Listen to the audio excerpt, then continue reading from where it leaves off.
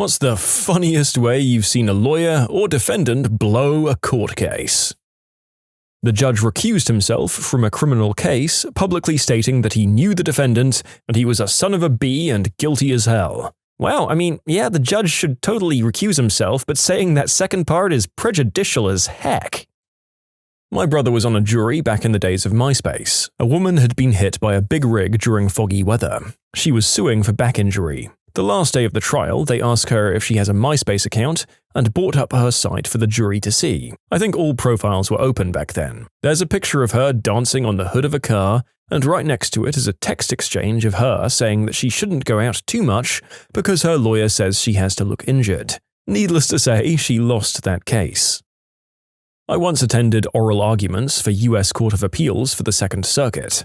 It's pretty much the big time. I watched a lawyer argue that his client received what's known as ineffective assistance of counsel at the trial from which she was appealing. The attorney, however, was not doing a very good job during oral arguments. So, at one point, one of the judges on the panel leans forward and asks him, "Counselor, are you currently providing ineffective assistance of counsel?" Imagine getting that kind of burn from a judge in the Second Circuit appeals. Do you just turn in your law degree and become a homesteader? I represent school districts. One of my clients has a farm that's used to teach agricultural sciences to the students. The manager of the farm decides to brutally euthanize a ton of chickens in full view of a group of elementary school students. Sometimes farms have to euthanize chickens. That wasn't the problem. The problem was that he was whacking the chickens over the head with a hammer, and he had to whack each chicken like 5 or 6 times before they died because apparently he's some kind of psychopath. Those poor chooks were just not dying. That didn't deter him. If one refused to die, he'd just toss the chicken on the ground and try again with another one. But the birds were all getting horrifically damaged, so they were flapping in circles on the ground or walking with terrible, stuttering limps or screaming. One of the kids recorded it, and my God, it's awful to watch. So I recommended the school district fire him immediately because holy heck. And he sued for gender discrimination. Well, that was an upsetting story to read. Poor bloody chooks. And the fact that it seems so spontaneous and ineffective really reads him as wanting to demonstrate power or scare the onlookers. Thank God he was even stupider at arguing his case than he was at his agricultural practices. A funny historical one here. Marshal Ney was on trial for treason after Napoleon got overthrown for the second time. His lawyer desperately tries to save the marshal's life with an unusual take on things. Due to a border change, Marshal Ney's hometown was, at the time of the trial, in Prussia. Therefore, argued the lawyer, Marshal Ney was not technically French and accordingly could not be guilty of treason. Marshal Ney disagreed and shouted out to the court, "I am French, and I will remain French." He was subsequently found guilty and sentenced to death. This also has a double whammy with badass last words. He asked for and was given permission to lead his own firing squad. His last words to them were, "Soldiers, when I give the command to fire, fire straight at my heart. Wait for the order. It will be my last to you. I protest against my condemnation. I have fought 100 battles for France, and not one against her. Soldiers, fire!" Talk about a way to die. 15 years or so ago, my dad was the manager of a small hotel. One of the semi-regular customers was this big Samoan dude who booked in for a day at a time, always had a few visitors, and always paid in cash in a 1-to-1 conversion with American dollars. Highly unusual in Australia. Dad always said he was a great customer, very friendly with the staff, never gave anyone any problems, and always had a bit of a chat when he checked in. One day, a couple of detectives rocked up and asked to speak to my dad. They showed him a photo of the aforementioned customer and asked if he was currently staying in the hotel. Dad confirmed that he was, and in a matter of minutes, a small contingent of cops arrived, stormed the room, and escorted the guy away in handcuffs. Turns out the guy was a pretty major dealer and was wanted in a couple of states. Cut to the court date quite some time later, my dad was in the witness stand, and for whatever reason, the defense is trying to make out like my dad didn't know the defendant and had never seen him before. Obviously, my dad insisted that he did in fact know the defendant, but that line persisted from the defense. As my dad left the witness box, he walked past the defendant and said, "G'day, Barry," to which Barry enthusiastically replied, "Oh, hi, Jason, how are you?" While I'm sure this wasn't the only thing that counted against him in the case, it certainly can't have helped. He ended up getting quite a few years in jail. My father is an attorney, and he always had a story for us when we'd ask him this question. Some guy was allegedly smashing a wall with a sledgehammer with others in order to break into a private property. The cops rolled up and he was the only one who got caught. Fast forward a few months and this guy's in court. Apparently, a cop says something about how the defendant was the only one caught, but there were 2 other men who fled on foot and couldn't be apprehended. My father's client's face lights up in a aha moment, and he immediately tells the judge, "That's not true, there were 4 of us." I guess he thought if he could disprove something that was said, he'd be let go. Safe to say, he was found guilty of vandalism. My father says the judge just kind of sighed and told my father it would be a good idea to keep his client quiet.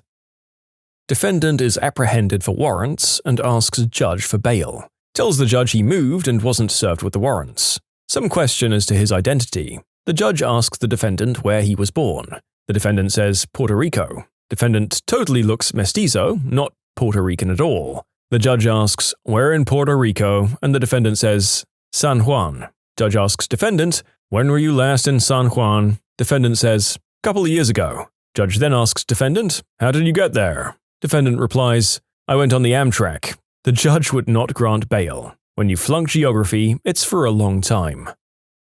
A judge I worked for once oversaw a trial where a woman claimed to have been so badly maimed by a chest job that she could barely go out in public. The case had been going for 3 years to get to the trial. On cross-examination, the defense attorney for the woman's doctor spent 2 hours reading every one of the woman's tweets since the surgery allowed. Brought in blown-up pictures of the woman's posts, of her in a bikini in Aruba and out at the bars for ladies' night in miniskirts and low-cut shirts. On a break, the woman ran out of the room crying. 20 minutes later, her lawyer came back in and informed the judge she was dropping the case. Lawyer was verbally running through the evidence against the guy he was defending, trying to claim that there wasn't enough to even call a trial. All of it totally fine, except he said, "I believe a more seasoned judge wouldn't have let this trial move forward." Not knowing that the judge he was speaking to gave the okay to move the trial to this court. He was immediately given a hard motion denied. I was the respondent, not the lawyer, in a civil case where the county accused me of violating a rule that a house cannot have more than 2 parties in a month. The county's prime witness admitted on the stand that, first, the rule was implemented specifically in response to a complaint against me, 2, the rule was not written in the county code, 3, the rule was not included in any warning letter nor in my citation, and 4, the county had no expectation of ever applying this rule to any other resident in the future. The judge declared the rule null and void. A very rich neighborhood near me became a college town when a campus was added there. The residents weren't happy to have neighboring houses rented out to packs of college kids, so they had a local ordinance passed saying that no more than 3 unrelated people could live together in the same house, which caused quite a bit of consternation, and so was quickly and quietly amended to no more than 3 unrelated people excepting maids and servants could live together in the same house. So then the old money felt safe and happy again, and when a cop came to the door, the 4th college student in the house would say he was the butler, and the 5th was the cook, and so on and so forth. A defense lawyer was delivering her closing statement to the jury. In her final sentence, she said, "Ladies and gentlemen of the jury, I urge you to find my client guilty." There was a moment of silence, and then she says, "Not guilty. I meant to say not guilty." Yes, he was found guilty in the end. And that is why the narrator could never be a lawyer. That, as well as the years of study and untenable working hours. You guys know how many times I've just blurted out the wrong thing in these recordings and had to redo it? Can't edit that out in a court of law. I'm an attorney, and I heard about a hearing where there were several criminal defendants before the judge. The judge noticed a strong smell of Mary J. in the courtroom and asked if any of the defendants were carrying. Nobody came forward, and the judge proceeded, but the odor became stronger and stronger. Finally, the judge demanded the perp to come forward. Finally, one of them came forward and had several bags of green herb on him. I'm not sure what the charges were before him that day, but I wouldn't want to have been his attorney. Who the heck brings green herb to a courtroom? I work at a courthouse, and while I haven't seen this specific thing, I'm often shocked by the kinds of things people think are appropriate for court. ICP shirt, shouting at your kid, and screaming at someone on your cell phone in a marble hallway are some recent incidents that come to mind. I'm a bankruptcy paralegal. I used to work for a Chapter 13 trustee who told me this story. A debtor who had filed a Chapter 7 bankruptcy was going through the normal questions at his 341 meeting. This meeting is a hearing without a judge, where the trustee asks debtors simple questions regarding their situation and the paperwork they've filed. Creditors may also question the debtor, but other than the IRS, none ever show up. And when I was there, the IRS representative always fell asleep, and I'd have to wake her when one of the cases she was there for was called. For the most part, it takes no more than 5 minutes per case. The hearing basically exists for the debtor to affirm under oath that to the best of their knowledge, their paperwork is complete and accurate, and for the trustee to address any issues he has with the case before the case is confirmed and allowed to take its natural course. With few exceptions, an attorney has done all of their paperwork for them and is with them, representing them at this hearing.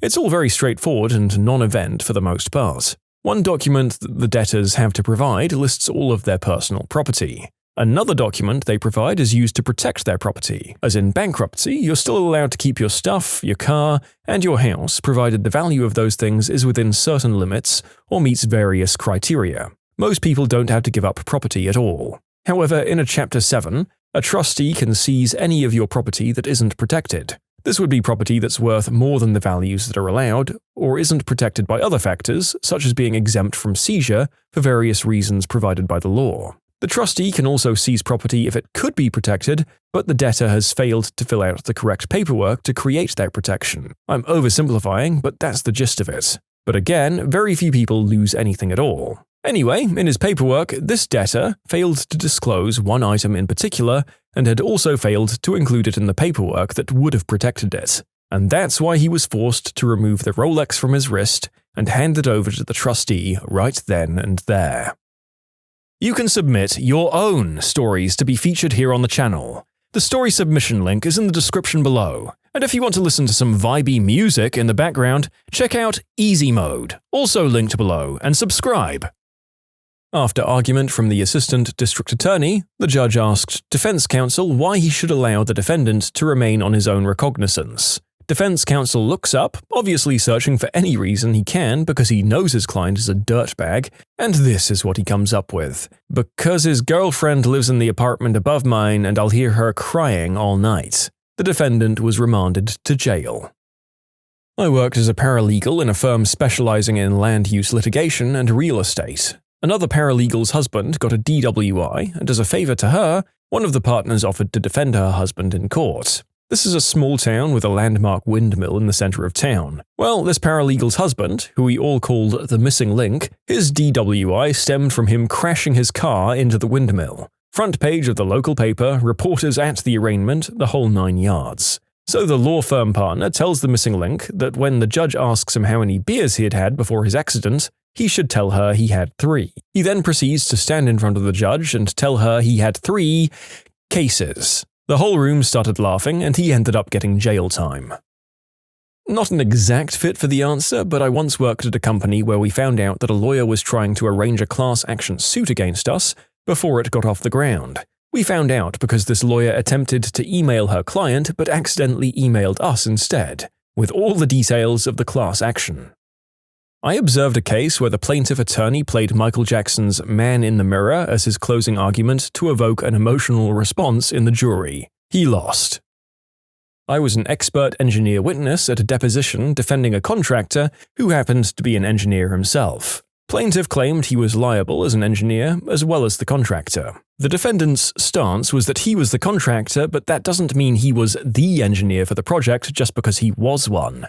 After 6 hours of headache-inducing questioning, plaintiff's lawyer pulls out a letter from and certified by the contractor that simply stated, "I am the engineer for the project." He sits back and basically has that look of, "Let's see what you got now, motherfricker."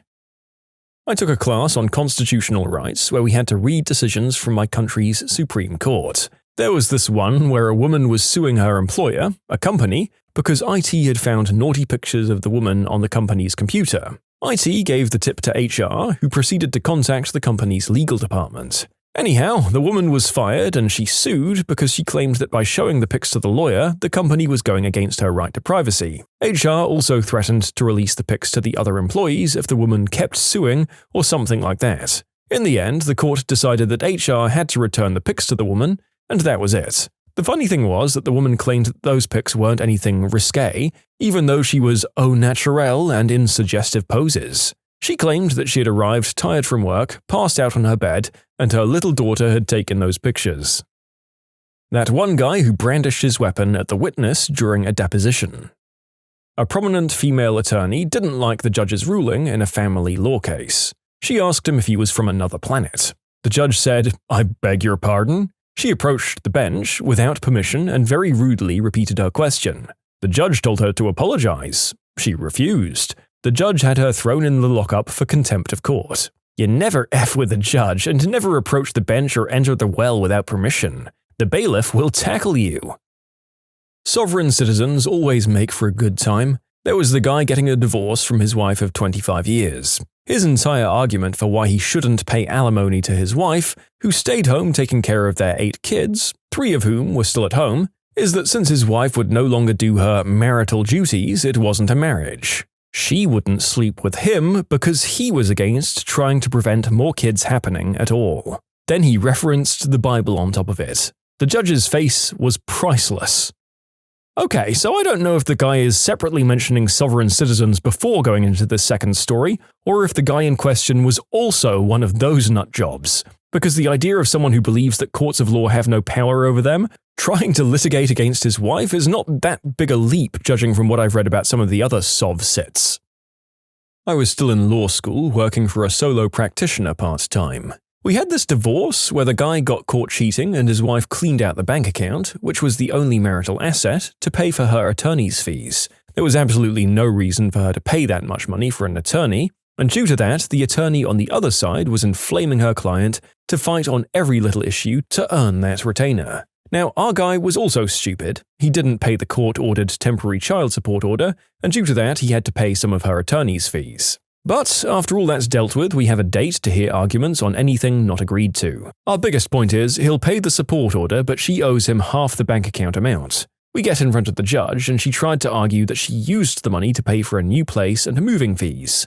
Bullcrap. We had the financial statement where the wife stated she paid pretty much the whole amount as a retainer. The judge turns around, looks at the attorney in the face, and tells her that her signature is on the financial statement, meaning that either she lied on the statement or she's lying right now. The judge tells her to think very carefully about her next statement, and that in her opinion, the wife needed to pay half the money back. The other attorney went quiet, asks for a recess, and completely changes her resolution position. We basically had her on the rocks because she knew if we wanted to, this could amount to a bar complaint, as she made a false statement to the tribunal. We got him back all of his money and he got to claim his child for the next 5 years on his taxes. Honestly, felt bad for the wife. She had no frickin' clue how badly her attorney was screwing her over. This, among other things, is why I refuse to practice family law.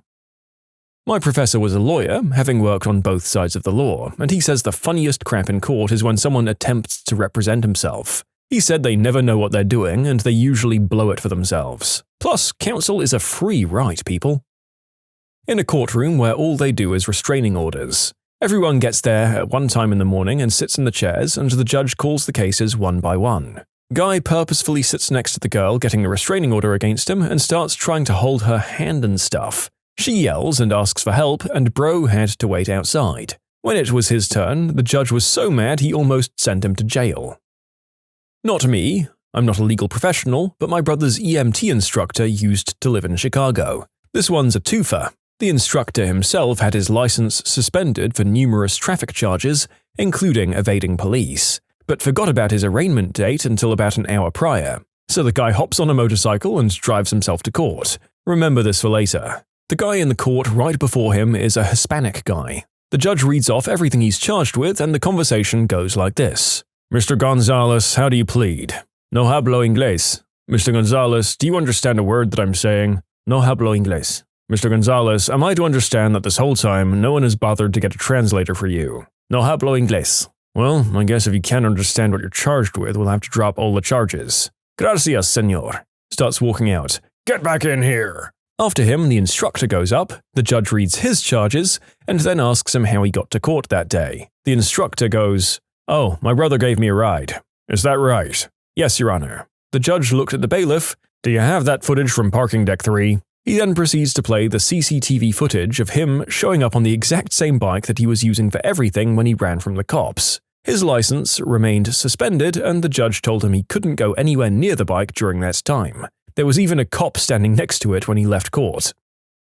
I was being questioned as a prospective juror in a personal injury case. 8 people had already been seated, and the plaintiff's attorney asked me the same question he had asked everyone else and gotten, "Yes, of course," as an answer. "Do you feel that a person has a right to be compensated for his injuries?" My answer, probably louder and slower than it needed to be, was, "Not if he got hurt because he was doing something stupid." I'd poisoned the entire jury pool, including those already seated. They settled out of court in 10 minutes for an amount much smaller than they were asking for. So this wasn't the defendant, but a plaintiff. I was on a jury for a civil trial. There were 2 co-plaintiffs suing one defendant. The first co-plaintiff was being represented by his father, who was an older guy and didn't seem to have too much experience in court. For the first week of the trial, seemingly every other question was being objected to, usually because his questions weren't questions, or he was trying to elicit testimony that was hearsay. He basically teed everyone off and presented a terrible case. The second co-plaintiff then gets on the stand, and it was clear that he was there very reluctantly. It gets to the defendant lawyer's cross-examination, and the co-plaintiff bursts out that the only reason why he's here is because of a fiduciary duty to the other plaintiff. Then he gets asked if he feels the defendant owes him any money, and he just says, "No." It was 6 weeks of this stupid trial. It wasn't every day, and there was no trial during the week for Thanksgiving, but it was excruciating, and we, the jury, ended up awarding no money to anyone. What a colossal waste of time. Which celebrity did you meet before they were famous, and how did they act back then? I went to high school with Sandra Oh. She was funny, dynamic, smart, outgoing, and very into drama. In one school play, she played what I will call a sort of mime character. She didn't have lines, but was still a big part of the action, commenting on what was going on stage through her actions. Anyhow, in one scene, as she was exiting the stage, she banged her head on one of the props. You could hear the loud bang, but she was a pro and just carried on. It's been great to see her have such success, and I love that she's kept in touch with her close friends from high school. You can spot them at awards shows sometimes. My grandpa, rest in peace, owned a grocery store in Miami in the late 70s. Wesley Snipes and his friends once stole some candy from his store, and when he caught them, he let them have it. Since then, Wesley and his friends were regulars. Once Wesley left his bike in front of the store and it got stolen. It was a pretty bad area. My grandpa gave him his old bike that he kept in the back of the store. My uncle took over in 2001 when my grandpa died. In 2007, he came back to the store while my uncle and cousin were there to ask about my grandpa. My uncle said they talked for a little over an hour about how my grandpa treated him like a son. When he found out my grandpa had passed, he felt guilty he didn't visit sooner. He embraced my uncle and cousin and left. My uncle said he told them that they plan on having the building repainted while they talked. About a week later, a crew of painters arrived and told my uncle they were already paid to have the building repainted. Such a genuine dude. Even though he's often portrayed negatively, I'll remember the nice gestures he continued to make our way even after he had made it. Worked in a restaurant about 15 years ago as a manager. Rachel McAdams walked in for an interview. She was still in acting school and serving tables to pay for it. She worked at my restaurant over the course of the next 2 summers, serving on our patio. We're still friends to this day. She hasn't changed one bit. Still bikes to get groceries. This is real late and secondhand, but I knew someone who went to ACM with Ed Sheeran. He said he was lazy in class, skipped classes, and just wanted to smoke a green herb. And my acquaintance was mad when Ed started getting more and more famous when Ed didn't even bother with his music courses. I thought it was funny. I went to the same high school as Chris D'Elia. He was a dork, but still arrogant. He worked on the yearbook and gave himself like 3 or 4 pages so he could write his fatuous observations and pretend it was comedy. So that hasn't changed. But in other ways, I guess he has changed. He never did the deed with high schoolers back then. Well, I've never heard of this guy, but from the context we're getting here, it seems like he must have been cancelled for being a pretty sleazy guy. And I should probably say that there's going to be a lot of people here that I've probably never heard of, but I'll use them in case any of you have. That said, here's a story that to me is as funny as it is surprising. My starving actor friend is livid whenever you bring up the Hulk himself, Mr. Mark Ruffalo. Out of all the theatre students in their clique, he was the least serious about acting. He was a skateboarder and just got into acting because his friends were doing it. My friend is annoyed that Ruffalo's become famous and the one getting to make movies with hot actresses, while the others are, at best, doing local murder mystery events. My aunt used to work with Gordon Ramsay's mother, but never made the connection. Once they were out for lunch and he ended up coming in to see his mum and met my aunt in the process. She said he was so lovely and polite. Plus my dad has a bunch of Gordon's old jumpers he didn't want anymore. Not signed or anything like that, it's just a fun family story now. I went to college with Joe Keery, aka Steve Harrington in Stranger Things. He was my college boyfriend's sweet mate and just the nicest guy. His hair has always been dreamy and amazing. Last time I saw him was at a viewing of The Hateful Eight after we graduated, and he still made a point to come over and say hi. Friend of mine was friends with Tom Hanks in high school and went to prom with him. He still writes her personalized birthday cards on one of his typewriters. I went to junior high with Nora Jones. She was the most sincere and serene person. She was fun to talk to, and she never gave a hint of who her father was. The night she won all of those Grammys was very telling that she hadn't changed a bit. I went to high school with Mark Ruffalo. He was nice. He was one of those thespians. Our high school had an acting group that challenged the students to get out of their shell and do things in front of strangers, like introducing yourself as the wild fairy of the woods and presenting them with a flower. We didn't talk much, but like I said, he seemed like a good guy. Went to middle school with Megan Fox for a bit. She rode my bus and mostly kept to herself. Most of the guys would fight over who was going to sit next to her, but she was very shy and didn't have much to say. I went to school with Rupert Grint, Ron Weasley from Harry Potter. I was into acting as well, so we'd done a few school plays together. He was really nice, very chill, and a good laugh. I haven't seen him since the school days, but he kept coming to classes whenever he wasn't filming and was always happy to chat about the movies. Sometimes he'd need a little break from so many people wanting to talk, and he'd come and hang out in the library. And honestly, you'd never know he was in the biggest film series of all time. Honestly, I think a lot of these answers boil down to if they wanted fame or not. Rupert just loved what he was doing and didn't care about being famous and having people kiss his butt. Just a nice, normal kid. He used to live in a town not too far from me. Everyone seemed to think he was a recluse and a bit of a moody prick. But I think, like you said, it can be tiring having people come up to you all the time, and he probably reasonably wanted some quiet for himself. A co-worker of mine met Daisy Ridley while on a backpacking trip. They got to know each other pretty well while traveling together. She told my co-worker that she wanted to become an actress. Looks like that panned out pretty well. They said Daisy was an absolutely lovely individual. I live in the town where Dolly Parton grew up, and practically everyone above the age of 50 who grew up here claims to either be some distant relative of Dolly's or they claim to know her in some way. Everyone has their story of the time they met her. It's pretty obvious, but regardless of who you talk to, Dolly has always been sweet and generous. But everything has simply grown exponentially due to her fame. Examples are the millions of books she gives out for free to children around the globe each month, or how she gave out 10 grand cash to many of my close friends after their houses burned in a fire a couple of years back. Thousands of people are employed here and work for the businesses she owns. It's a tad strange to see when you walk in, but the birthing center at the local hospital is funded by and named after her. I honestly can't think of one person I know who doesn't like her. Dolly's heart has only gotten bigger because of the fame. My father-in-law worked in a high-end business in Southern California in the 80s, and he ended up running straight into Dolly as he was rushing out of a swinging door at the same time she was walking in. As he says, she chest bumped me from 5 feet out. But as he was apologizing profusely, she cut him off and said, "It's okay, darling, but the next time you want to get physical, try buying me a drink first." Then she winked and started giggling as she went on her business. And him and his 2 co-workers who saw it happen have been smitten with her ever since. He met some other celebrities working there, but gosh darn, that's the one I'll always be jealous of. If anybody deserves to be America's sweetheart, it's Dolly.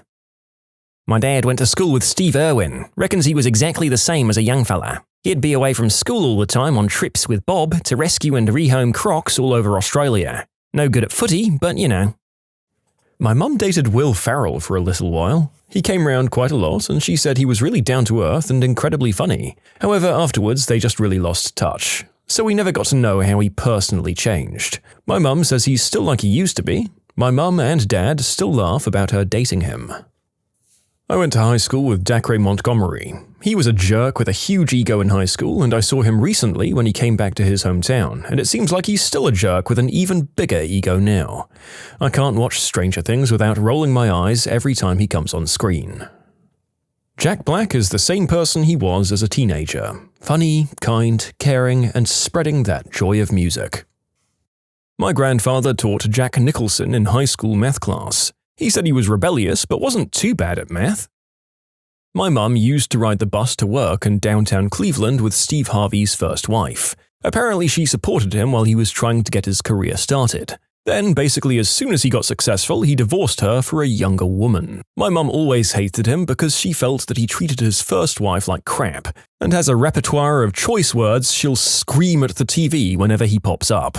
You know, I've never heard a story about Steve Harvey that makes him seem like even a slightly good person. I knew Brett and Jermaine from Flight of the Conchords back in the late 90s and early 2000s, and I met Taika Waititi a few times too. I was a big fan of his art at the time, and there was one painting of someone in a bathtub that stuck in my head. I knew Brett better than the others because he was in a reggae band with my good friend Barnaby. As far as I can tell, they're all exactly the same. Huh! The narrator used to work in cafes in Wellington, New Zealand, and I swear the size of that place meant that you'd met fewer people who hadn't seen Brett and Jermaine on the street than who had. It always gave me a bit of a rush when it happened there, though. A friend of mine is buddies with Paul Rudd. Says he's exactly the same and a great human. Exactly the same because he hasn't aged at all in like 20 years? I knew Robert Pattinson about 15 years ago. Nice guy, friendly, a lot of fun to be with. He lived by himself in the centre of Soho, London, in a tiny one-bed flat that I think he felt like the romantic vision of a starving artist, or at least he wanted to. He had a weird side. He'd say random, violent, depraved things, and he was obsessed with Jack Nicholson. He never really gave an F. He had confidence, and he was always himself, and he knew he could be deliberately contradictory, and he used that as a personality trope. But he was a good enough guy, and I get the impression that he's very comfortable with himself now that he's developed his career, that he acts very well, and that he can pick and choose his roles based upon what he wants to do and who he wants to work with. Twilight for him was always a means to an end, and I think he worked it very much to his benefit, and he didn't compromise himself. You can submit your own stories to be featured here on the channel. The story submission link is in the description below, and if you want to listen to some vibey music in the background, check out easymode, also linked below, and subscribe. Bruno Mars's mum was a bartender at a local karaoke dive bar that I was a regular at. At the time, his biggest hit was the hook for Billionaire by Travie McCoy. Anyway, she was selling tickets for an upcoming concert he was having, and she asked our table if we wanted to buy some. My friend declined, and she exclaimed, "Why not? He's my son." I ended up getting a couple of tickets despite not knowing any of Bruno Mars's songs, and it turned out to be one of the best concerts I've ever been to. The guy knows how to put on a good live show. The tickets were only $40 each, I think. His opening act was a local group of large Polynesian men singing Motown, who went by the name Nesian 9, and they were pretty good too. The next time he was in town for a concert, he had blown up and the tickets were going for $400. I would have loved to see him again, but not at that price. His mum was really nice, down to earth, and a pretty good singer herself. Rest in peace, Bernie. At least she lived long enough to see her son's success. My coworker's dad grew up with Queen Latifah in North Jersey. His whole family loves her because they were about to lose their house, so she paid it off for them. They've never said a bad thing about her. Queen Latifah, if this gets back to you, thanks for what you did for your friends in New Jersey. Phil's a really cool guy. My grandmother and mum were really good friends with George Michael and Andrew Ridgeley from Wham. They got invited to concerts and got to sit in special seats, stuff like that. And a few years ago, me and my family stayed with Andrew Ridgeley in his guest house in Cornwall for a weekend. But they seemed to me like they stayed really nice to my grandparents and mum, and Andrew Ridgeley was very kind to my family when we met him. My mum is friends with Johnny Knoxville's cousin, so she met Johnny once and had no idea who he was. She said he was nice and funny as heck. She didn't realize until years later she'd even met him until I showed her one of his movies. From what I gather, he's a normal dude and pretty hilarious. One of my aunts actually dated Bill Gates for a bit. I believe a few years before things took off for him. She said he was too into her or something like that at the time, and it weirded her out, I guess. Sorry about the lack of detail. My mum knew Mel B from her high school. Apparently she always copied other people's work. The comments have really got me thinking. There seem to be a lot of actual celebrities that stayed perceptually genuine after gaining fame. Meanwhile, now I personally know a few social media influencers who seem to talk down to anyone that can't afford to live in LA. I just find that so interesting. Keisha. Total nerd. 1600 on her SATs. Quiet. A bit of a social outcast. Nice though. You could tell she cared about others and wouldn't ever hurt a fly. My brother used to play basketball with a bunch of people in high school, and among those who'd sometimes join in was Pete Davidson. My brother said he got ripped on a ton and no one really liked him, but that might just be because he wasn't great at basketball. I met him last year while he was out with his friends. I didn't want to say anything till my mum rolled down the window and asked if I could get a picture with him. We were in a parking lot. He was on FaceTime with someone and told them he'd call back later, and he took a picture with me. Really nice guy. My 8th grade science teacher dated Bill Nye. Broke up with him because he didn't like kids. Hold up, my high school biology teacher dated Bill Nye too. Not sure why they didn't work out though. I find it hilarious that at least 2 of his exes became science teachers. I went to high school with Post Malone. Pre-Malone, I guess. We graduated the same year. He always wore a suit to class and was that nerdy, dedicated kid. I'm glad to see how his life turned out. I hoped nothing for the best for him, and now I listen to him all the time. I'm just a rando to him though, we never really talked. I went to high school with Emma Chamberlain. She was a huge bully in high school and pretty much a brat who thought she could get away with whatever she wanted, before she got famous. Her parents were divorced, which led to both of them always trying to be her friend and never actually parenting her, so they basically let her do whatever she wanted. When she said that people from her high school made fun of her because she was poor and that the parking lot was all BMWs and Range Rovers, I lost my mind because she was the bully in high school, and while the school definitely had some wealthy students, it was mostly a middle-class crowd. I knew Killian Murphy back in secondary school. We didn't go to the same school, but we mingled a lot. He was a few years older than me. The guy was super quiet, but really friendly. I remember when he was cast in 28 Days Later, and people were pretty hyped for him, but a good few people didn't think much of it. Once it came out, though, a lot of people changed their tune when they could see him actually act amazingly. Him being quiet but interesting really tracks from the few interviews I've seen with him. Man, I can't wait to see 28 Years Later this year, even if the likelihood of that guy's character being alive and kicking in it is pretty much non-existent. We'll see. Jennifer Lawrence. I moved to Louisville middle of 7th grade. She was my first friend and the first person I had a sleepover with. We hit it right off.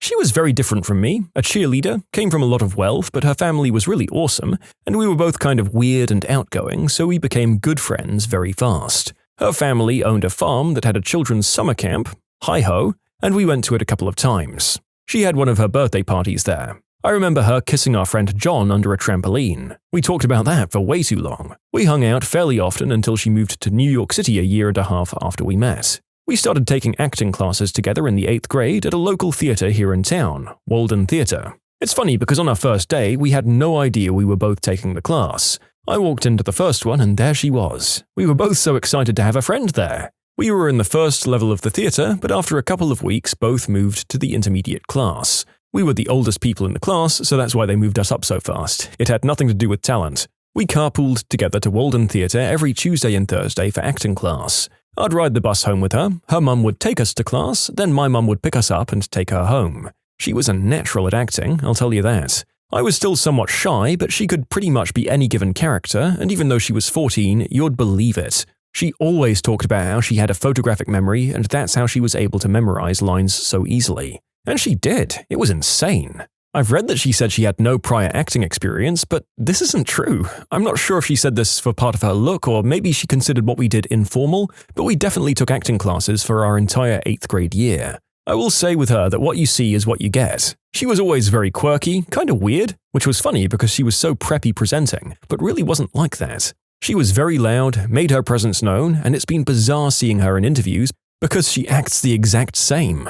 I remember after she moved to New York City to pursue modeling between 8th and 9th grade. It worked because soon after she was in a commercial for Burger King and a couple of MTV's My Sweet 16 commercials as well. She was doing online classes for our high school, Ballard High School, and came to visit one time in 9th grade and another time in 10th grade. I squealed when I saw her. I genuinely missed her. I had no idea she was about to become one of the most famous actresses of our generation. I always hear she comes to town for holidays, but at this point I have no idea how to contact her. She had a private Facebook for a while, assuming it really was her. For a time, I had a few fake accounts from her request to be my Facebook friend, along with a lot of people we went to school with. The last time we spoke was for my 21st birthday, and I'm 29 now, but I'd love to catch up with her. I can't help but wonder if she remembers me. I still have her yearbook photo that she signed hanging up in my room, our yearbooks, and a couple of photos from a disposable camera. I knew Tom Holland at the time he did the Tsunami movie. We weren't really friends, but he was funny and friendly. I had a teacher who taught Drake. Apparently he was a nice kid, but then turned into a D-bag when he started getting famous. When my dad was in the army, he and some other army members were invited to the filming set of Saving Private Ryan. They were asked to show the actors how to hold guns and how to act like real soldiers. He told me that he had met Steven Spielberg and Tom Hanks during his time there. He said that both of them seemed like nice people, but that Tom Hanks in particular was incredibly down-to-earth, genuine, and had a great sense of humor. I know this is after he became famous, but it's nice to know fame didn't turn him into something negative. I played drums with Mike Portnoy in high school band, and I'm still friends with his sister, and he's still a cool guy. My brother knows the guy that Squidward was based off. Turns out that made him even more bitter because he was being made fun of. My mum knew Seal as far back as when he was still trying to be an architect, and she says he was always really nice. They didn't stay in touch, she moved away and they were never close. But she said he went out of his way to foster genuine connections to people before and after his music started to gain traction. He always had star quality. Everyone from the most important person in the room to the janitor walking through would be drawn to him, and he'd engage with everyone in a way that would really stick. She always mentions he was just a really sincere, deeply felt person. My biology teacher was friends with Rainn Wilson, or Dwight from The Office. They used to grab coffee often around the time The Office started. From how she described him, Rainn seems like a pretty down-to-earth guy.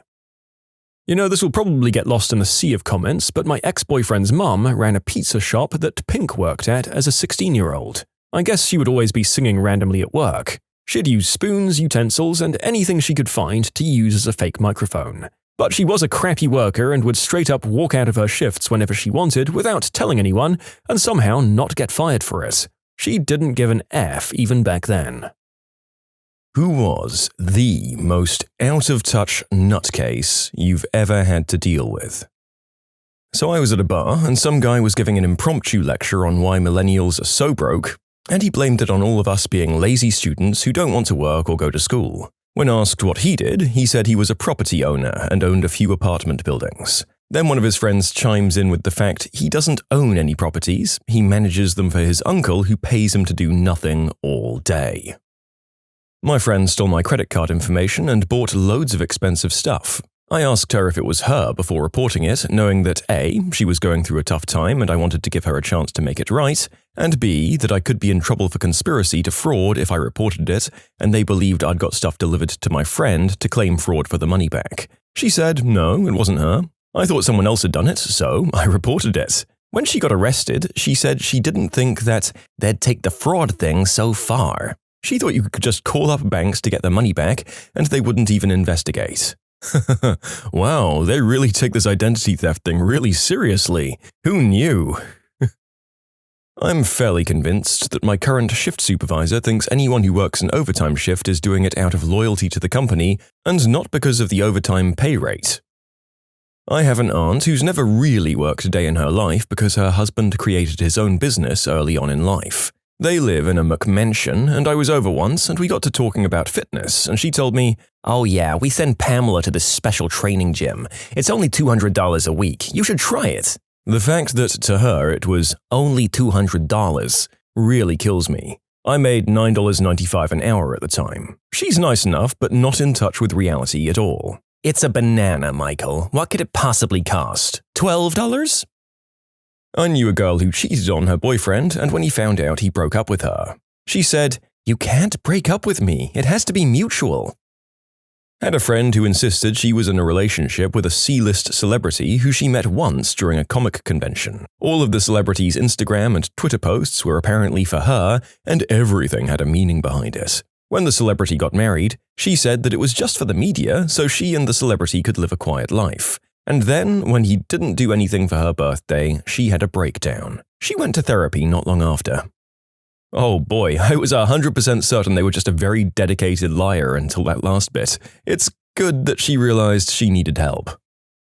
Alright, it's my time to shine. So, I grew up with a lot of restrictions, had no idea that options existed. For example, I was only allowed 2 options of shoes, but the catch was that I needed to make the right choice. I didn't know that I could choose to make friends of my own. I'd just be told that this is your new friend, so go play with them. Sadly, my dad kept me in a small box, and he was the only one allowed to control what would go into that box or come out. So when I was 10, CPS was involved and I was taken into foster care. And that is when my world exploded. I didn't know how truly bad it was until they took me to a shoe store and told me to pick out ones I liked. I swear for the life of me I had no clue what to do. I stood there for what felt like hours until they noticed and asked what my favorite color was. I said green because that's what my father told me I liked. But I guess I was too overwhelmed and I just remember saying yes to everything, and I ended up with ugly brown and pink sneakers. What children learn to do at their normal age is what I'm figuring out in my 20s.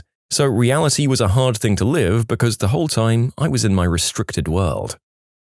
My cousin was spoiled and sheltered her entire childhood through college. Then her parents stupidly cut the leash without any preparation and just released her into society. She quickly got in trouble for bouncing checks all over town. My mum picked her up and asked what the heck she was writing bad checks everywhere for. Turns out, she was under the impression that as long as you had checks in your checkbook, you had money in your account. She didn't understand that you deposit in a number and then can spend or withdraw up to that amount. Please, teach your kids basic finance. And this was like 1996, before it turns into a "who even writes a check anymore" discussion. Settle down, guys. I had a neighbor once that was convinced I was flirting with him and wanted to be with him. He got all of this from the one-word verbal exchange we'd have while getting our mail, which was basically saying, "Hi." Keep in mind that at the time I was 16, in high school, and he was probably well into his 20s. He proceeded to creep on and stalk me. Examples included messaging me on Facebook, declaring his love for me, and feeling wronged because I was playing hard to get. He'd knock at our house door when he knew my parents weren't home and try to lure me out, saying that, "I just want to talk to you." He searched me up on all of my social media accounts and tried to contact me on all of them. He used my last name from our mailbox and searched for me. It didn't help that we lived in the same building. I got so scared that I could no longer go outside for a run like I usually did. I filed a police report and his family asked mine to please forgive their son. This completely freaked me out and my family decided to move. My old boss at the time was a girl of 26 who got $4 million from her mum a year to play with. Her mum is very wealthy in China. Her daughter is here trying to be a CEO of a company for fun. I accidentally got a job at that, well, we'll charitably call it a company. One day she told us we were all going to go on a group outing for bonding. She took us to an outlet mall 4 hours away, told the rest of us 7 people that she was going to go shop and she'd see us later. That was code for, "Don't follow me, frickers." Every 2 hours, she'd let us know she was going to go unload her bags in a giant van that they rented, and group texted us telling us we can meet her there to unload as well. We all got paid under $50K. We had nothing to unload. By lunch, she had proceeded to fill up the van with her crap. She then asks me where all of my new stuff is, and I said, "I'm budgeting right now." She goes, "Take out a credit card and go shop. That's the American way." Seriously. Okay. By 9 p.m., her bags were taking up people's seats and they had to sit with her stuff in their laps. She spent $30 grand. The rest of us spent about $70 apiece. We were tired and bored and cold. To this day, I still think she believes she did something nice for us and doesn't understand how polarizing and not at all team bonding that was. I mean, I'm sure there was a lot of team bonding involved, just not with her. Well, yes, you're actually right about that. This was from a regional manager of Starbucks after they removed merit-based raises that could go up to a 5% increase to a flat 2% increase. When she asked if people liked the new raise system, I said, actually, no. We feel unmotivated with no reason to perform any better than just okay. The regional manager then replied, "Well, your staff need to realize that working isn't about money." One bully of a boss asked the 3 people who suffered most from his behavior if they'd want to move to a new employer with him as a team. How about no way in hell? Rick Snyder, former governor of Michigan. When the Detroit area was wrecked by massive flooding and most houses with basements flooded a few feet deep and people lost tons of their stuff and thousands of cars were written off because of the flooding of the roads, Rick let us all know that he understood what it was like. Because one of his multiple vacation properties had a leaky roof one time and some of his carpet got wet. A streamer that I watched a couple of times before his behavior drove me to stop. It was a shame because when he was actually gaming, I liked the content, but his attitude drove you up the wall, and by attitude I mean raging. Back when I used to watch him, the rest of the events I'm about to unfold hadn't happened yet. But the out of touch with reality part was, he talked about his girlfriend on stream a few times, nothing wrong with that, except his, quote, girlfriend was a female streamer who lived in Europe. He was from the States and he had never actually met her in his life. She got wind of this through shared viewers and debunked the story on her stream, saying she had never even interacted with him. This caused him to go nuts and start stalking the girl wherever he could, causing her to eventually stop streaming, delete all her social media, and so on and so forth. After his Twitch account was banned for this, he eventually managed to convince Twitch to unban him, and then did the same thing to a different girl. Now that he's been permanently banned from Twitch as a result of this, again, he keeps raging about it on Twitter. Just to clarify, I don't follow this guy anymore, but someone posts about him on the game subreddits every now and then, which is why I know the story. Some people are just bananas. Haha, well, maybe you could have watched my stream back when I did that. I was the opposite. A minimum of toxic behavior, as well as being terrible at video games and not able to be entertaining on the fly and focus on the game at the same time. It would have been a refreshing change of scenery before you died of boredom, I'm sure. Working in a pharmacy. Hello, could I get the yellow ones, please? Sorry, could I get your first name? Oh, it doesn't matter. I just need the yellow round ones. Do you have a prescription? No, I always get them here. Little yellow round ones. It went on like this for literally 20-something minutes. And here's what I found out in that time. By little round ones, he meant red or orange circular Xarelto tablets. He had been on a lower dose a couple of years ago, and he hadn't filled the yellow ones in over 18 months. There was one dispense tech who knew his name and knew his doctor. By sheer coincidence, she had greeted him every time he came in for the last 2 or 3 years. He essentially had no idea how a pharmacy worked. He'd only ever been to this one, only ever picked up one medication, and only through one tech who knew the doctor sent his scripts through every few months. It was surreal explaining reality to somebody who by pure fortune had just never experienced it. My stepfather's grandpa suffered from psychosis in a strange way. He wasn't able to distinguish mirror reflections from real life. He'd often be talking to the mirrors, his reflection, for hours. Later on, he wasn't allowed to have any mirrors because he'd believe that man was there to kill him, and would often turn violent. Turn violent as in he'd start punching and clawing against the mirrors. I knew someone who unironically tried to convince me that not only are Pokemon demonic, but they exist in real life and there are reported cases of them attacking and harming people. I loved Pokemon as a kid. I had all of the games and probably about $500 worth of cards. My mum suddenly said it was demonic and in her own words, "We have to burn them as a sacrifice to God." I'm still angry to this day. Also, she turned anti-vax around that time too. The worst part is I believed her because I was around 9.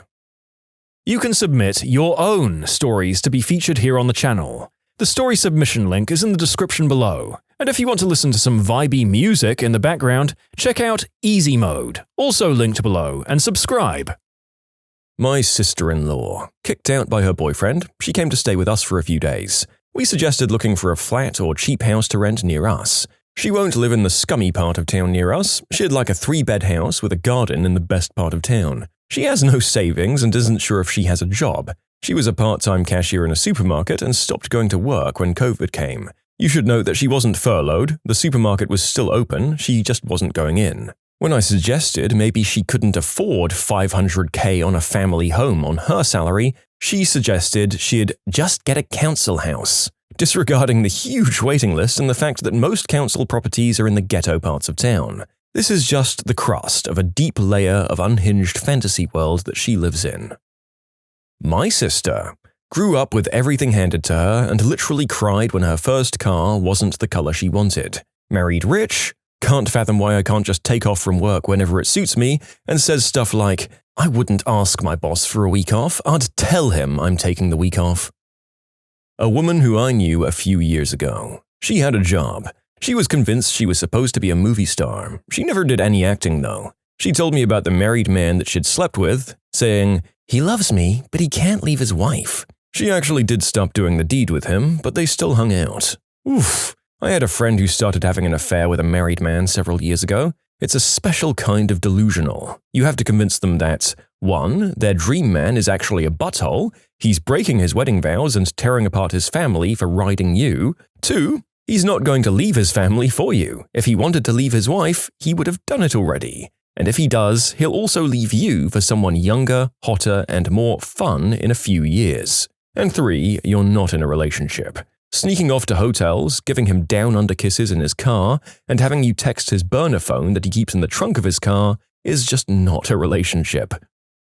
My boss's wife, 28. She grew up in a wealthy family and married to a man who was third generation owning the company he was in, and they were like a regional power where they were. She was talking to a staff that in general made like $36K a year, making fun of a staffer who was on his honeymoon. Tennessee? Ha! Tennessee?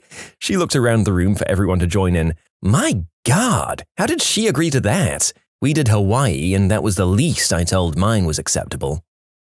I went to a private international school in London as a teenager. Most kids there had parents working good jobs, but in between them were some filthy rich kids, with parents in the oil industry or something similar. In 8th grade, we were talking about our Easter break, and my friend from Belgium was talking about how his family had decided last minute to go over there for the break, but had then decided to drive there because there were no flights available. Then this Russian billionaire classmate of mine asked him, "Why don't you take private jets?" She was so clueless when we started laughing.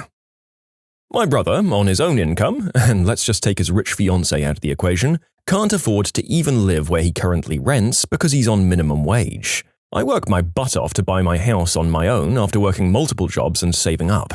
He called my new area a crap hole in front of my entire family, when in reality, if he was dumped by his fiancée, he wouldn't even be able to afford a bedsit. Biggest snob ever. My dad gave him a super expensive, award-winning bottle of wine, and he texted him saying it tasted fricking awful. My brother is in tons of debt, but because his fiancé's family is wealthy, he's acting like he's part of the elite and looks down on where I live, which is a lovely, affordable working-class town, by the way.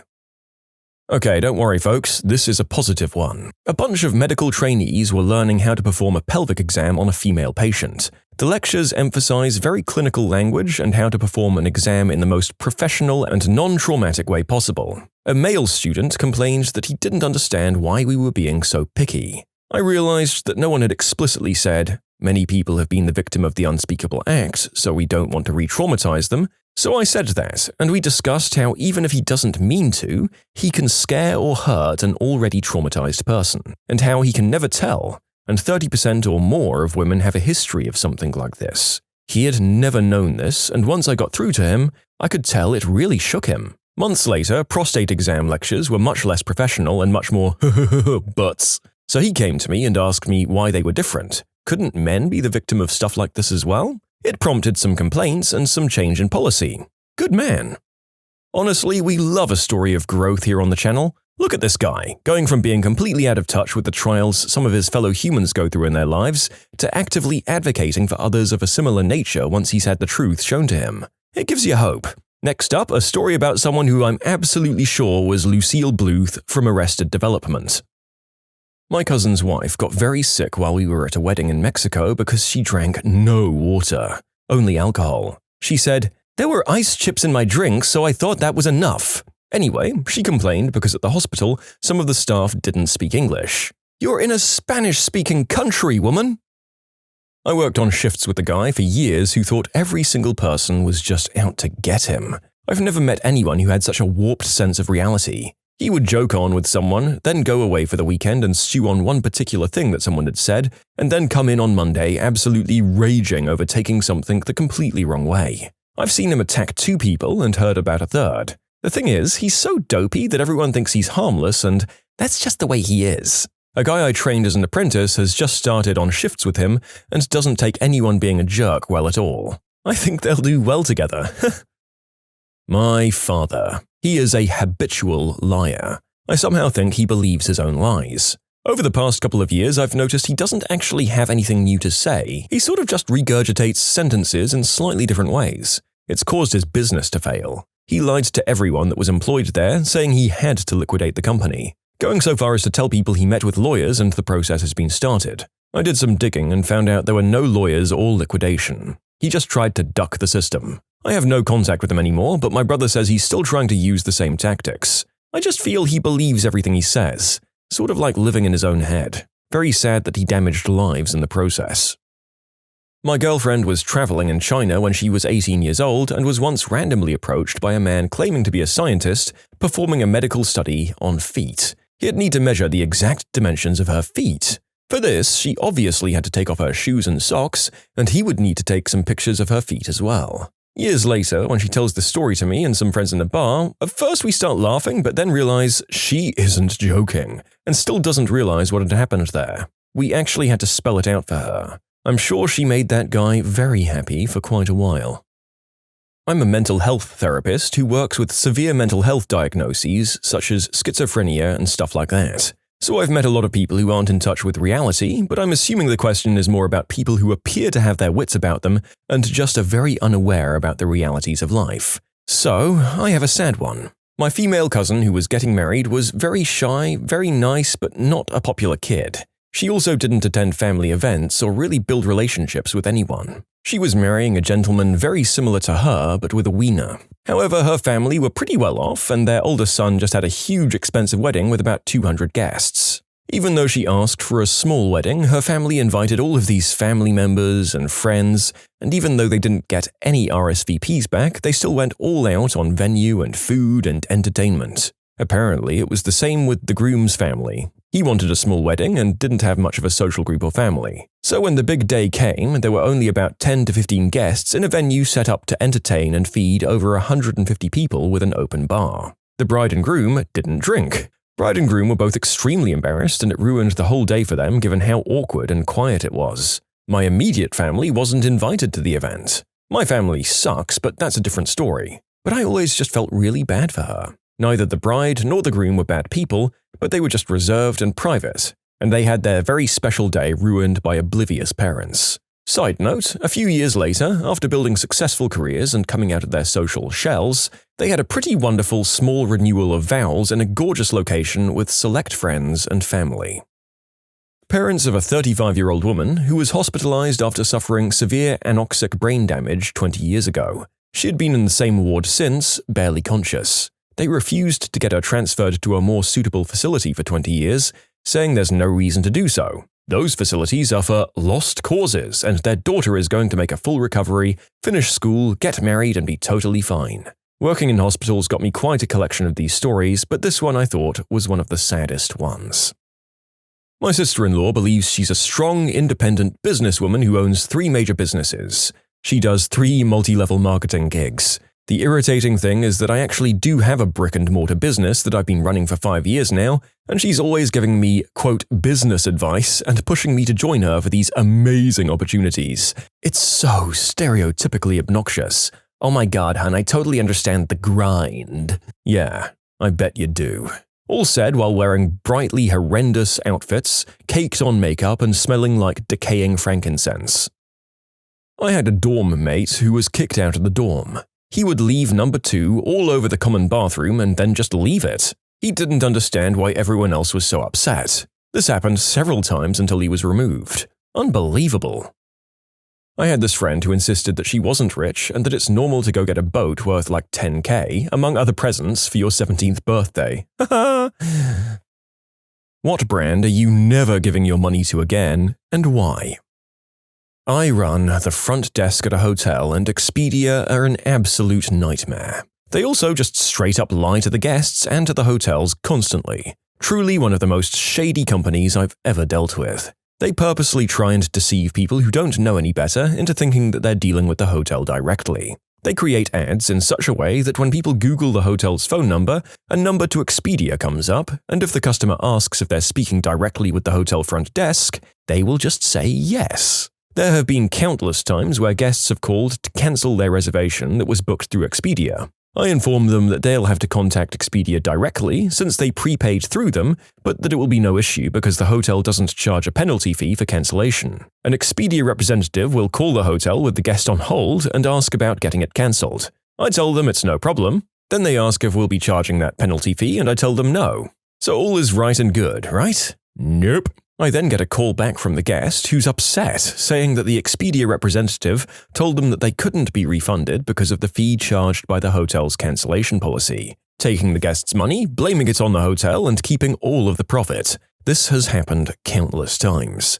I once had a guest, while out at the front desk, call about cancelling 3 days out of a multiple-day reservation, as she had to leave earlier than expected. They pulled the same bullcrap with her, not knowing that she was at the front desk. After me telling the representative that the cancellation is fine and we won't be charging any penalties, they get back on the phone with her and blatantly lie. I asked her to hand the phone to me, and that was quite a surprise for the representative, who said that, there must have been a misunderstanding.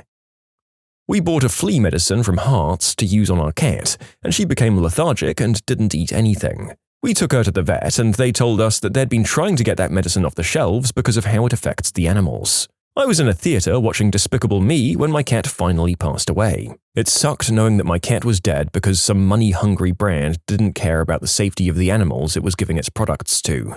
Pyrethrins are toxic to cats. I nearly killed my cat with Hart's ear mite solution 15 years ago, and it's still on the market. Why Hart's hasn't been sued out of existence, I will never understand. If I see something is being shipped by OnTrack, I'll cancel. The 3 times they were the delivery company from Amazon, they lost one package completely and tried to say it wasn't their fault. The second package was also deemed lost, but then showed up on my doorstep something like 6 weeks later. The third time it sat on shipping label created for a week, and I just contacted Amazon and cancelled the package. You don't find a lot of positive reviews out there, and any positive ones you do find seem like they were written by the company via a fake account. It looks like they were bought out shortly after this comment was made, and then the company who made the purchase changed the name of the combined businesses back to OnTrack after consuming them. Why you'd want to be associated with this level of service is a mystery to me. Maybe they've got less crappy since then, I don't know. I used to be a health inspector. In my first year, a lot of my old favorite restaurants were ruined for me, but none so bad as the discount sushi place my college bestie and I used to frequent. They had roaches bad. In my time at the health department, I never saw them worse than in that kitchen. We got calls about the roaches at least twice a month, and every time we went, they were back with a vengeance. They were closed for them multiple times, but just never kept up with the pest control and cleaning necessary to get rid of them. They were also dyeing tilapia red and selling it as snapper on their menu. This is pretty common around here, but it's super illegal because it's literal false advertising. Fun fact, some people are allergic to tilapia specifically. Not sure I want to be around when that restaurant owner finds that out. They had hundreds of cardboard boxes stacked outside their back door, plus a bunch of old equipment they aren't using. This added to the roach problem, and any day it could turn into a rodent problem. One time I drove by and they had animal cages back there as well. I don't want to know the story behind that. Add to that, I'm pretty sure the employees were all indentured servants or victims of human trafficking. They all show up in the same beat-up white van every day and work a 12-plus hour shift. The owner is very unkind to them and they don't respect him. He says he can trust them to do their jobs, but was sketchy when we said to fire them and hire employees who'll do their jobs properly. We never had proof, but it was always upsetting and struck me as off. He tried to bribe me and my coworkers multiple times too. I'm not a health inspector anymore, but he still tries to give me free food or money when he sees me. He opened a new restaurant and I didn't know it was his. So my friend and I went to go check it out. I was told that appetizers were free for me only. Then I saw him in the back. We had to leave. Never again. It's too sketchy and too likely to get me sick. Comcast. A door-to-door salesman straight up lied to my dad, saying they had a 4 DVR setup that would cost less than what we were paying at AT&T. When the installation guy got there, he said that no, they didn't have a 4 DVR setup. He was told to give us the standard 2 DVR setup, which was absolutely not something that would work in a house with 6 people with wildly different tastes and TV shows. So my dad tells him, never mind, we're sticking with AT&T then. But because the Comcast guy had already installed our new cable box, he couldn't take it back with him. So we had to mail it back to Comcast ourselves. The kicker is that 5 years later, Comcast tried to bill my parents for the cable box, saying we never sent it back. My parents insisted they did, and Comcast wanted the UPS receipt, which obviously we no longer had because it was 5 years ago, and we hadn't heard anything from them before this. So my parents refused to pay. Comcast sent a collections company after us, and when my parents explained the situation to the collection company, they were like, "Those motherfrickers. We'll take care of this." That was, thankfully, the end of it. Lyft. They recently charged me a damage fee for the damages I couldn't have plausibly caused. I sent statements explaining how it couldn't have been me. They sent back a standardized statement and didn't give me any additional information. There's no phone line to talk to a representative. I sent them multiple follow-up emails which they never responded to. Now I have to write a statement for my credit card company to dispute the charge. Yeah, I had one where the driver tried handing me free water, the bottle fell out of his hand and some water spilled on me and the seat. 2 weeks later, I got a charge of $129 for damage. Let me tell you, I went absolutely crazy. I told them I'll see them in court and they changed their tune. I never had to pay them. I hate them. Warning, disgusting story ahead. I went to Dickie's Barbecue Pit. Their food isn't amazing, but I was craving southern food and my suburban town in California doesn't have many options. So me and my girlfriend buy some sandwiches and have them for dinner. They're cold and they taste like salty sweat. The next day, I have uncontrollable stinky liquid coming out of both ends of my body multiple times an hour. If I was alone, I would have gone to the emergency room, but my dad's a nurse and was home. I chucked up something like 20 times in the whole day and kept dry heaving afterwards. The diarrhea came so fast and uncontrolled that it ruined multiple pairs of undies and a rug that was by the toilet. Why my dad has rugs in the bathroom, I don't know, but I ruined it when I bent over the toilet. It took only a day for me to feel better, and I was already eating heavy foods again, but lo and behold, guess who comes over to see me well again and also craps herself in my bathroom?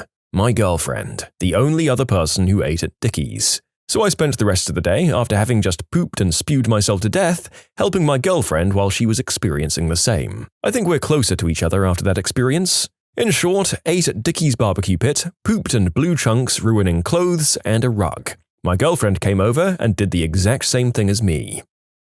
Wayfair. Purchased a $1,000 sectional couch that was delivered with damaged upholstery. They refused to let me return it and instead offered me 10% off my next purchase. I'm never using that discount code. They refuse to let you return it? Screw that. Dispute the charge. Not enough people know that you can dispute charges through your bank.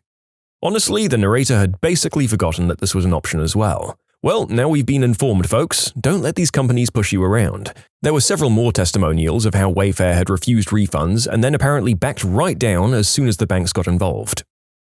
I bought an engine from AutoZone for a vehicle I owned. They had a vendor build the engine, and it was supposed to ship to my house. I waited 3 weeks for it to arrive, but it never did. I contacted their store. I was told that it hadn't shipped yet and was coming via FedEx Freight. I kept up with the tracking number, but couldn't get anywhere with it. I kept calling back every couple of days to see what was going on, and nobody could figure it out. I finally managed to find out that it had shipped via another company, RL Freight, and had been delivered to somewhere else. It was like pulling teeth to get a refund on an engine I never received. It took another 2 weeks to get the refund. I won't buy a soda from AutoZone now. Yeah, I got 3 bad starters in a row from them. I thought I was losing my frickin' mind. The 4th came from a dealership and it's still in the truck 4 years later.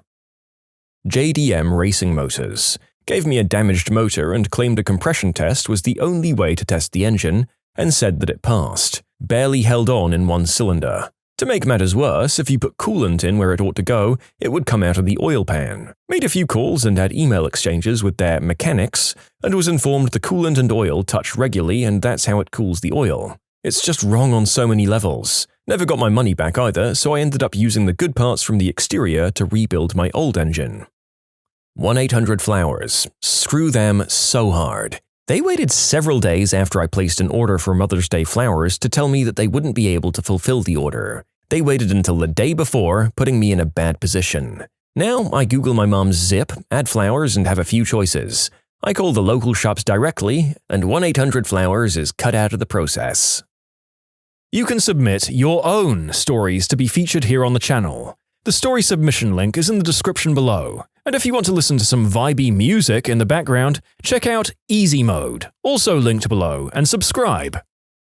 Florist here, 100% do not use places like 1-800-Flowers or ProFlowers. You will never get what you ordered and they destroy local floral businesses by cheating them on money and business. Basically, what happens is they advertise and take orders for flower arrangements, and then send those orders to local florists through Teleflora or FTD, while keeping a majority of the price. For example, they'll charge you $50 for a floral arrangement and will show you a picture of an arrangement that in reality costs about $70. Then they send it to a local florist and give the florist about $30 to make that exact same arrangement and tell them to just substitute as necessary. So the florist has 2 options.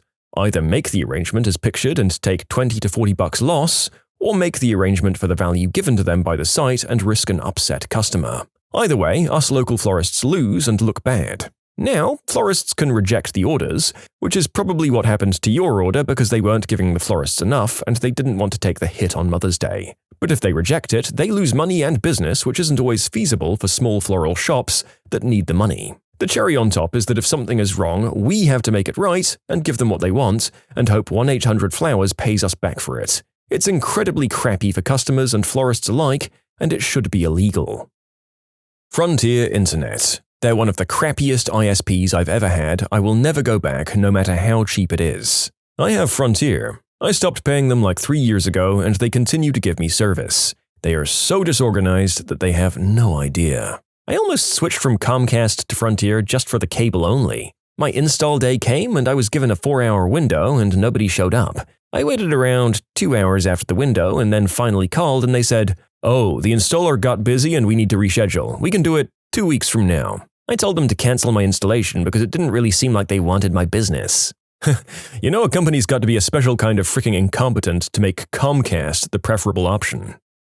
Macy's. I got a credit card through them to buy a suit. My parents offered to pay the card off as a birthday present. Cue months of them calling me 5+ times a day asking where the payment that had already been made was, harassing me to make more and larger payments. When it was finally paid off, they then tacked on a completed fee charge and never sent a bill, so the whole damn thing started all over. I was genuinely about to file a lawsuit over harassment or something.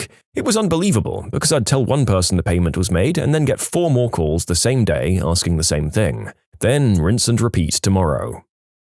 Spirit Airlines. Never again. Frick them.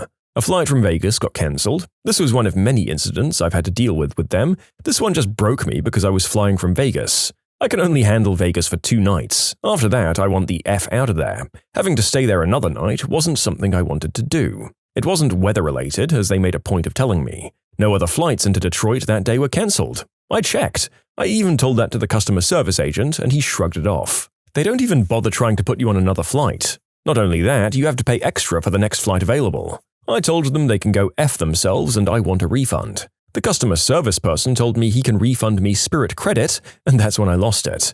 After enough complaining, he gave me my money back on my credit card and I bought a flight on Delta. LuLaRoe. I only bought stuff to help out a friend who was trying to make ends meet. Luckily, she quit after about a year. I bought 3 pairs of leggings over the course of the year, and none of them made it the year without holes. $25 each. Never again. My friend spent almost $20,000 to start up for LuLaRoe. She ended up not selling very much, and they don't let you return the unused product for full price, only half price. I'm glad she's not selling it anymore because I have the same complaint about the quality of the clothes. Absolute garbage pyramid scheme. Folks, read the terms and conditions. I can't believe how many people fall for these damn things still. Like, I think these things were a joke in the 90s and noughties, and that hasn't changed. It's just a damn shame that despite the very public knowledge about what an MLM is, people have continued falling for them. AT&T. I was told that cancelling my cable and internet services with them would cost me $50 to not return the modem and cable box. I didn't care, as I would have had to mail them in, and I didn't want to mess with the hassle, so I didn't. 6 months later, I find a $487 charge on my MasterCard, and it was from AT&T. It was $150 per piece of equipment and a $37 service charge, charging me money for their hassle of having to charge me money. I asked if I returned the equipment, would they rescind the charges, and they said yes. I returned the equipment, and they refused to take off the charge. I confirmed with them that they'd received the equipment, and they said yes they did, but wouldn't rescind the charges after all. I fought it up their chain of command as much as possible and even tried to fight it through MasterCard, but they couldn't do anything about it either. In short, AT&T screwed me out of $487 and lied to me, so F them. Neiman Marcus. I went there to buy a Prada bag for my mother. She had a knockoff and she loved it, so I figured she'd appreciate the real thing. I wear t-shirts to work, but this day it was at least a fancy one. But it didn't matter to the sales lady who told me my bag was very expensive and rolled her eyes and walked away. So I went next door to the actual Prada store and bought one there. I don't need to be judged by an angry middle-aged woman working retail, thank you very much. Comcast. F Comcast. They failed to turn off my service when I changed addresses, billed me for 2 more months, sent me to collections, and then hounded me for 3 years. I could sue, but it's not worth the stress. Additional info, I called them about this more than a dozen times and every time escalated the situation. They have dozens of tapes of us, albeit in a few of them I'm absolutely freaking out about the whole thing on the phone. My best experience was when I called their corporate office directly, but even then it was a crap show and like a week before anything happened, and I was still being hounded by collection companies somehow. Never again. Wayfair. They delivered a wooden table that had a huge split on the side and was broken where you put the leaf in to extend the table. Got 4 redeliveries and every single time it was the exact same table with the exact same damage. Eventually I got a full refund, but did they seriously think that would work? It makes zero sense to me. As a bonus, I ordered a bedroom set around the same time and paid for delivery and assembly. The, quote, assemblers were 2/3 through the assembly and told me they couldn't finish because they couldn't understand the instructions. So I had them take all the stuff back and also got a refund. TurboTax. I did my return, got a notice that my e-file needed to be corrected, logged back in to fix it, and my return just wasn't there anymore. 6 hours on the phone with 3 tiers of tech support, each one trying exactly the same thing. Finally, they were just trying random stuff, so I tried random stuff in parallel and managed to get my return with the invoice number from paying for the service without logging in. I tried to get them to understand that this was a very bad thing that they should report to someone, and they told me they had no access to anyone technical and no way to submit bugs. This was from the company that lobbied to make it illegal for the government to offer tax filing service.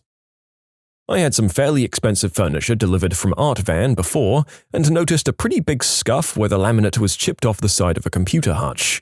This was in the mid-90s. Anyway, they said that they'd get another from the truck, which I found really implausible, and sure enough, they were gone for 10 minutes before coming back with the exact same hutch, except they'd colored in the chipped area with a brown marker. I made some interesting phone calls after that one. A bar I went to on my 25th birthday. I got there first and I opened a tab to get my first couple of drinks before my friends showed up and started buying for me. At the end of the night, I went to get my bill, which should have been under $20. Instead, I got a single piece of paper with the total of $85. It didn't come with an itemized slip, so that was unusual. All the times I'd gone to the bar before, I got itemized receipts. All of my friends that night got itemized receipts when they closed out. I spent 20 minutes on my birthday at the bar calling out the bartender's name, asking for an itemized receipt, while he pretended he couldn't hear or see me. I went home and reached out to management and explained the story to them, including how long I'd tried to get his attention. The manager's reply was, "If you thought there was an issue with your receipt, you should have asked the bartender to explain it to you." Never again. In case anyone cares, it's Penn Social in DC. Since this seems to be coming up a lot, this is America, so not chip and pin. They won't serve you unless they first swipe your credit card. I couldn't simply leave without paying. It was going to be charged to me no matter what. My experience with disputing charges is that it's not super convenient, so I was really hoping to be able to deal with this at the bar without having to do that. I took my Beta Woods truck to a local tire shop for an alignment. They told me they couldn't align it because I had a sticky U-joint and then charged me for hours of labor because they, quote, had to take the tie rods off. I argued that because A, U-joints don't impact alignment, and B, there was about an inch of grime on the castle nuts, there's no way the tie rods came off. They bought out a manager who just made crap up about how alignments work. I'm a mechanical engineer. I think they thought they could get away with it because I'm a woman. Nope, I filed a complaint with the state and they were fined for lying about service costs. I guess we add mechanics to the list of, when you find a good one, hang on to them for dear life, trades, along with contractor, babysitter, escort, and hitman. Good to know. Chili's. I don't know how this even happens, but I was served fried chicken that was cold and literally had ice on it. To anyone reading this later on, I want you to know that Chili's PR staff has since contacted me trying to smooth things over. Yeah, right. Chili's served me frozen food and I'd rather trash them forever than be sweet-talked with a gift card. Panera. They raised prices and shrank their portions a while ago. It's not worth it anymore. Fricking AT&T. It's one thing after another with these buttholes. They've been taking $60 a month from my checking account for the last 7 months for a prepaid phone that I don't have. They can't tell me why or take me off autodraft because I don't have a phone number to look up the phone that I don't own. Just spent almost an hour at the bank trying to dispute this crap. It's just the most recent in a long line of crappery caused by AT&T. They're absolute twits. When did you score by a 1 in a million stroke of luck? I was at a large outdoor concert and some guy walked up and said, No way, it's you, man. He then hands me my driver's license that I didn't even know I'd lost somehow. Got hit by a speeding car when crossing a road, cracked the windscreen, did a flip and landed on the pavement nearby. Paramedics were worried I'd broken my neck. Several hours and x-rays later, I walked out with nothing but minor bruising on my back. Different angle and I could easily have died. My score was not getting crushed or drowned in a farm accident. I was 16 and working in the packing house on a blueberry farm. I went out to the fields with a guy to pick up the berries. The truck didn't have a cab, just a windshield. I was sitting on a fuel tank where the passenger seat would normally be. There was a large ditch full of water on the right side of the road. The driver went off the road into the ditch. I went into the water and the truck rolled over and came down on top of me. Somehow I wasn't pinned or crushed and was able to find my way out. I used up a lifetime's worth of luck in that one incident. I was in a horrible rollover accident with my family after graduating high school. We were in a Suburban traveling on the freeway when someone fishtailed us and we spun into the median and then started rolling. I somehow slid out of my seatbelt and flew out the passenger window, landing in front of the Suburban. When it got to where I landed, it bounced over me and then continued to roll. Eyewitnesses said that it was the only time the Suburban ever left the ground. In the aftermath, myself, my girlfriend at the time, and my sister all needed to be intubated as our ribs had punctured our lungs and we were drowning in our own blood. There happened to be 3 separate, unrelated EMTs behind us that all pulled over and had medical equipment in their vehicles and intubated us until ambulances and Starflight showed up. So I'd say the bounce and the random EMTs behind us would be the best luck I've ever had. I won a $20,000 car with a $10 raffle ticket. A new casino opened up near me, so my girlfriend and I decided to go at 3 a.m. on a whim. She won $700 on a slot machine, and then I won $600 on a machine, and we then proceeded to leave. Bought an ice cream and won a free one, and I redeemed the free one, which contained another free one. My car broke down on a 2-lane highway in the middle of the Appalachians, 20 miles from the closest city and with no cell reception. The first vehicle around the bend was my grandfather, who lived 3 hours away. He just randomly decided to go on a weekend trip to the mountains. From breakdown to being picked up was less than 5 minutes. So Appalachia is a 500,000 square kilometer area, and Appalachia doesn't even include the entire area of the Appalachian Mountains themselves. So the odds of this, for anyone wondering, were quite astronomical, only slightly offset by the fact that there are limited highways. I'd say the odds of your grandpa being that close to you took the total probability of the incident back into the millions again. I lost my college ID card. A replacement was $15, I'd found out. I walked out to the rainy parking lot, determined to get through the rest of my college career without an ID card, when I saw a folded, soggy green square on the ground. It was actually a folded $10 and $5 bills. $15. I went directly to Chipotle. I lost my phone while we were laying pipe at work, filled in the trench and then realized I'd lost it somewhere in the 60-foot of trench we had dug. Left it there overnight, seeing as it was already dark and I couldn't hear it when I called it. Returned the next day with listening equipment. Took an extremely lucky guess on where it was and located it within 30 minutes. Dug 2.5 feet down to find that the only damage was a small crack on my screen protector and a scuff on my OtterBox. Everyone, including me, had written it off as never being recovered. 2 hours of my time when I figured it would take me a week to find it. When I was 5 or 6, my grandpa took me to the horse track a lot. One time, he let me pick the 3 horses I thought would win first, second, and third. Needless to say, he won a trifecta. I don't remember the amount he won, but I remember him lifting me up and kissing my cheeks over and over. I miss him every day. I was around 8 and was at a community center to see a play. After the play, they were hosting a raffle, so I got my grandparents to buy me a few tickets. Now, the weird part. I won every prize, every single one of them. I had only a handful of tickets, and there were 100+ people in the room participating. I ended up giving some of the presents back to the raffle people because it wouldn't be fair for me to get all of them. And can you imagine a young girl and her grandparents having to carry all of these prizes out? It was unrealistic. Prizes were a giant stuffed bear, wine, bath stuff, more wine, more bath stuff, and some chocolates.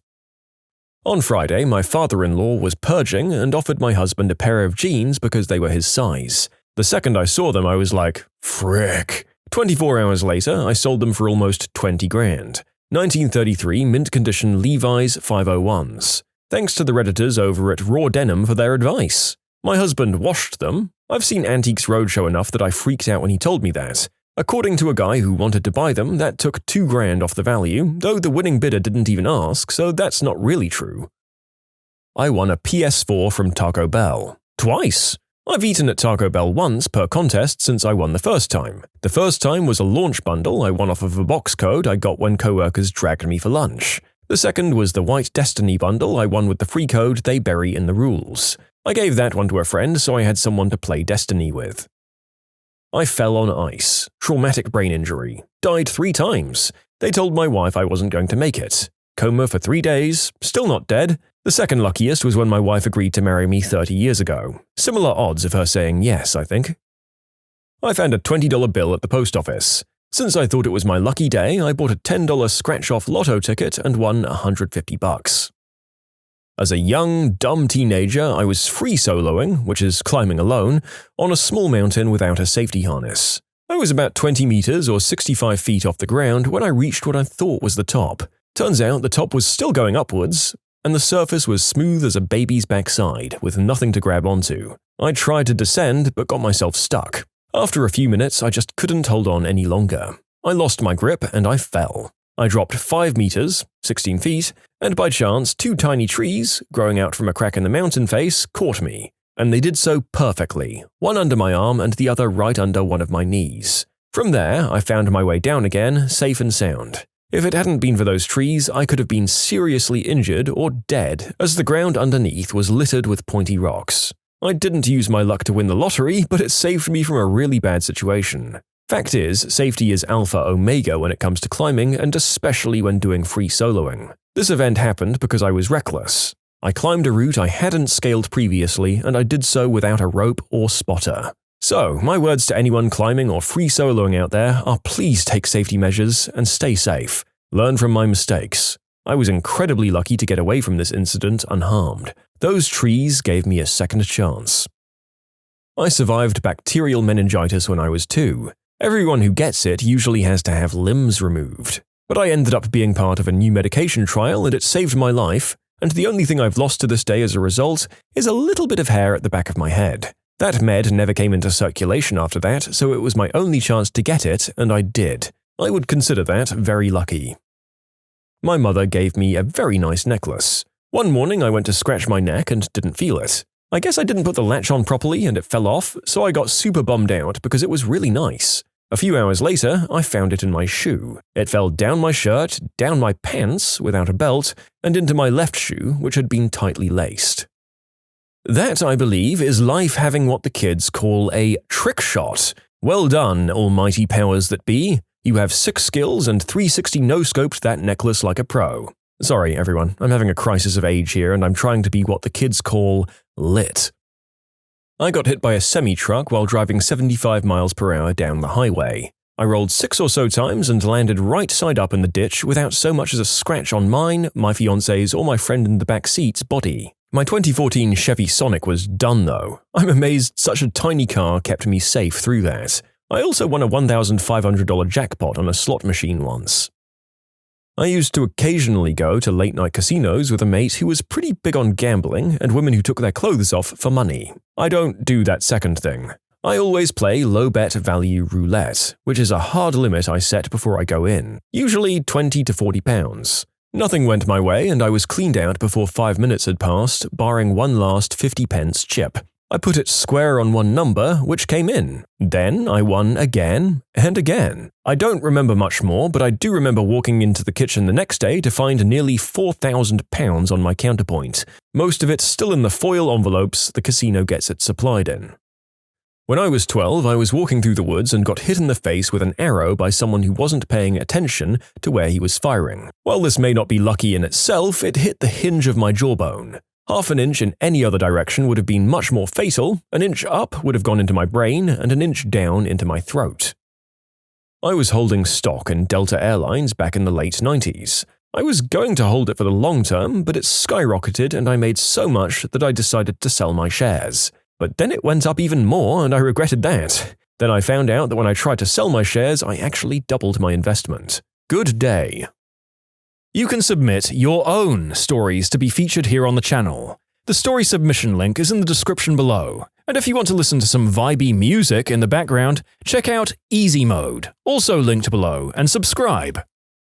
At a fancy charity ball, I bought 5 raffle tickets for $100. I put each ticket in a different bucket for different items. I won the Chanel purse worth $1,500. Then I also won the David Yurman diamond bracelet and ring worth $2,000. The same year I got ticketed and towed for parking in my usual spot at work because on November 1st the parking rules changed for snow. I didn't know that. That cost me all afternoon and $400. That night, my friends and I went to play bingo with the old biddies at church, and I hit the jackpot bingo, which was worth exactly $400. I forgot I had a midterm and missed the exam. Somehow ended up with a B on said midterm. I once had a C+ going into an exam, got a C- on the final, and somehow ended up with an A in the class? I didn't question anything. When I was in the second year of my unfinanced PhD, I met a Brazilian girl who was in France for her PhD. We met in a bar. Our PhDs had nothing to do with it. We dated for 2 years before she had to go back to Brazil in order to finish her PhD. I was crushed. Boom. My PhD advisor had just started an international project in Brazil. In her region. She sent me there to work, all paid for by the project. Now we've finished our PhDs, we're back in France, and she'll be my wife in 2 months.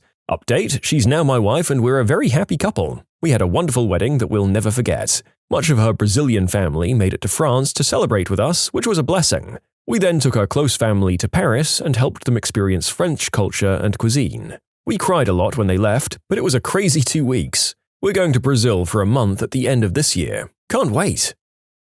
I found a $165 voucher in a slot machine in Atlantic City in the morning I was leaving. Turned that into $2,500 on the roulette table while waiting for my friends. This was a wild string of events that I still can't believe. I got a job in the video game testing industry. I got placed on a specific project that happened to have a point of contact that knew my favorite band personally. When the client came to visit, this point of contact mentioned my favorite band and my boss mentioned that I loved them. I was then invited to fly out and hang out with my favorite band. I got a tour of their headquarters and got to spend a bunch of time with them for the weekend. The only thing I had to pay for was my flight. It was easily the best weekend of my life, and I'm now on first-name basis and the VIP list with that band. The band was Gwar, and I'm under NDA, so I can't disclose the game or company I work for. Sorry. In elementary school, we had a festival full of games and prizes. None of the games were really that interesting, stupid crap like Limbo and Bingo, but one game had my attention, the Cakewalk, a game with the promising reward of cavities. Yes, I won, 10 times in a row. The lucky part was they kicked me out after going home with a huge stack of 10 cakes, not a stack of 2 or 3. My trackpad on my MacBook broke. The Apple Store called me a day later saying after they fixed it, someone knocked my computer off the table and shattered the whole frame, and it can't be fixed. I got a brand new Retina display MacBook for free. They were able to transfer everything off my old computer to the new one as well. And the new computer didn't have a place for a DVD like my old one did, so they even gave me a brand new external DVD drive.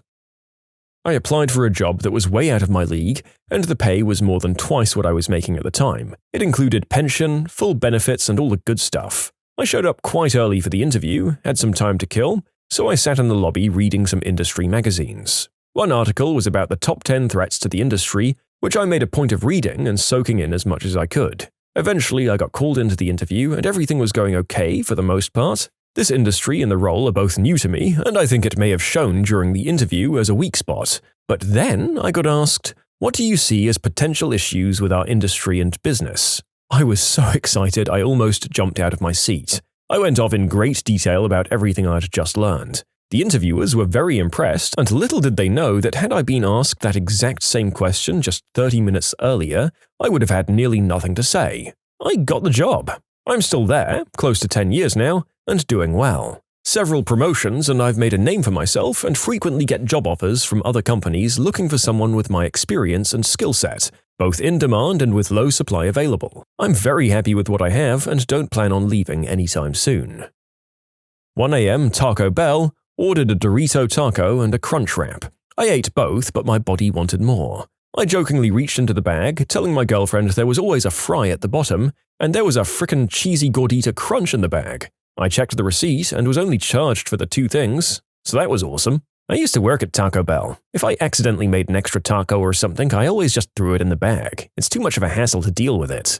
I did one time make something with lettuce when I was supposed to not have lettuce, so I remade it and asked the guy if he wanted the other one we made free of charge. He says, "No, I don't like lettuce," in a snarky way. Like, fine, screw you too, as if the lettuce is gonna frickin' kill you. It's free food. Just goes to show that some Americans would rather turn away an extra portion of food and make enemies than go anywhere near a vegetable. Pick the damn lettuce out if you don't like it, you moron. I worked at a retail store for luggage where it was base pay plus commission. The other two salespeople were lazy as F. They made almost no sales, didn't interact with customers, and basically leaned against the counter sipping coffee and being fake friends with the manager lady. My first week there, I made more commission than they did in an average month. The manager lady was a super witch, kept cutting my hours, said I was making her look bad by making so many sales, and gave me all the crap jobs like taking out the trash every gosh darn day because I was the only male and stronger, she said. Things like cleaning the bathrooms twice a day, cutting into my sales, reassigning my sales to other people so it looked more even. I lasted 3 months before the fake friends talked enough crap about me stealing their sales that the manager fired me. 3 months later, I'm working with a company that's flipping houses. We get a call from a landlord about a house they wanted to sell because the tenants weren't paying, and being a landlord was more of a pain in the butt than he thought. When we get there, guess who was the tenant? Yeah, the witch manager that fired me. I straight up bought her house for cash and evicted her. I once threw an apple out of a car window at a traffic cone and knocked it over when I was 10. I went to war and didn't die. Same. I got blown up in Afghanistan, had 13 pieces of shrapnel hit me in the front plate of my IOTV. When I went home on R&R, I bought a lotto ticket. Won $100. Haven't had a single bit of luck since then, though. I rolled 2 natural 20s in a row in an important combat during a game of D&D. Unfortunately, I ended up using all of my party's luck, and a character died the next session due to bad RNG. RNGesus giveth, RNGesus taketh away. I'm a healthy white American male. I'm a healthy white Australian male. Got your one up there on luck, mate. Never having owned a stock before, on gut instinct I bought 186 shares of Apple in 1998. I came out of university and didn't have a job. I was applying for jobs in video editing and media, however I hardly got any interviews. About 4 months of having no job later, I went to my final interview and said to myself that if I don't nail this one, then I'm signing on to a minimum wage job agency. Unfortunately, I didn't get it, so the next day I went down and signed into the job agency. They told me that they have a job in a factory that designed and printed boxes and that I could start tomorrow. It wasn't what I wanted, but it was money in my bank. I was there for a few months and a job came up in their graphics department. I went for it and I got it. I've been there for nearly 3 years now and I've already had a promotion. I've had all in-house training and I honestly couldn't be happier. I truly believe someone was looking out for me to give me this opportunity. In 2 years, I won $11,203, a trip to the Super Bowl, a trip to the AMAs, a trip to a UFC fight, a trip to the NFL draft, and close to 10 to 15 grand worth of small prizes. Grills, DVDs, gift cards, and small electronics. Heck, when I was at the Super Bowl on that trip I won, I got a text from my wife stating I won the final in the Super Bowl squares. Are you a professional or hobbyist contester? I know a guy who enters contests as a hobby and he's won all sorts of trips, event tickets, occasionally money, but usually he wins an ill-fitting t-shirt or a product sample. The Valentine's Day before my wedding, a local jewelry store had a giveaway for a pearl necklace. Not that kind, you sicko. I won and I was able to wear it in my wedding a couple of months later. Okay, this isn't my proudest one, but I put $250 on Trump winning the election. Not when he was actually the Republican candidate. No, about a week after he announced. It was more of a joke between me and a college that would bet a decent sum on a super high payout candidate. Either you go big or you go home. I never expected him to win. Also, I'm not American, so I have no valid political opinion of the man. And we all know how that turned out. Student debt? Gone. All legal, taxes paid. I'm not going to tell you how much because I think there are people who I know who could probably trace this back to me or remember me placing the bet. It paid for a master's degree at a well-known university. Not all of it, but the remainder of what was still open. I met my partner. He was an English backpacker traveling down Australia. I was an Australian doing an internship on an island. We got waylaid by the same cyclone, ended up in the same very small coastal town, in the same backpackers hostel, and we fell in love. I feel so lucky, even though it's been hard. Immigration is a crap show. Because we met so early in life, we've been able to enjoy so many experiences together and grow together. Can't get luckier than that. When did you witness something definitely not meant for your eyes? I found my dad's will. I was on his computer while he was at work. I was actually searching for his adult film stash. Anyway, I ended up finding a strangely titled Word document. At first, it didn't seem like a big deal. It contained a note to each of his kids. It wasn't until I got to the last one, my youngest brother, that I realized it wasn't just a will. The start of that line read something along the lines of, "If anything's going to make me change my mind now, it's writing this part." I realized I'd found my dad's goodbye note to those in his life. I was about 14 or 15 at the time, and I had no idea how to go about talking to him about it. So I decided to just keep it to myself. He started buying us gifts and stuff, and I'd get really scared and still just keep it to myself. I remember one day on the weekend I woke up in my bed to a loud bang coming from my dad's room. I laid there for probably half an hour, completely frozen.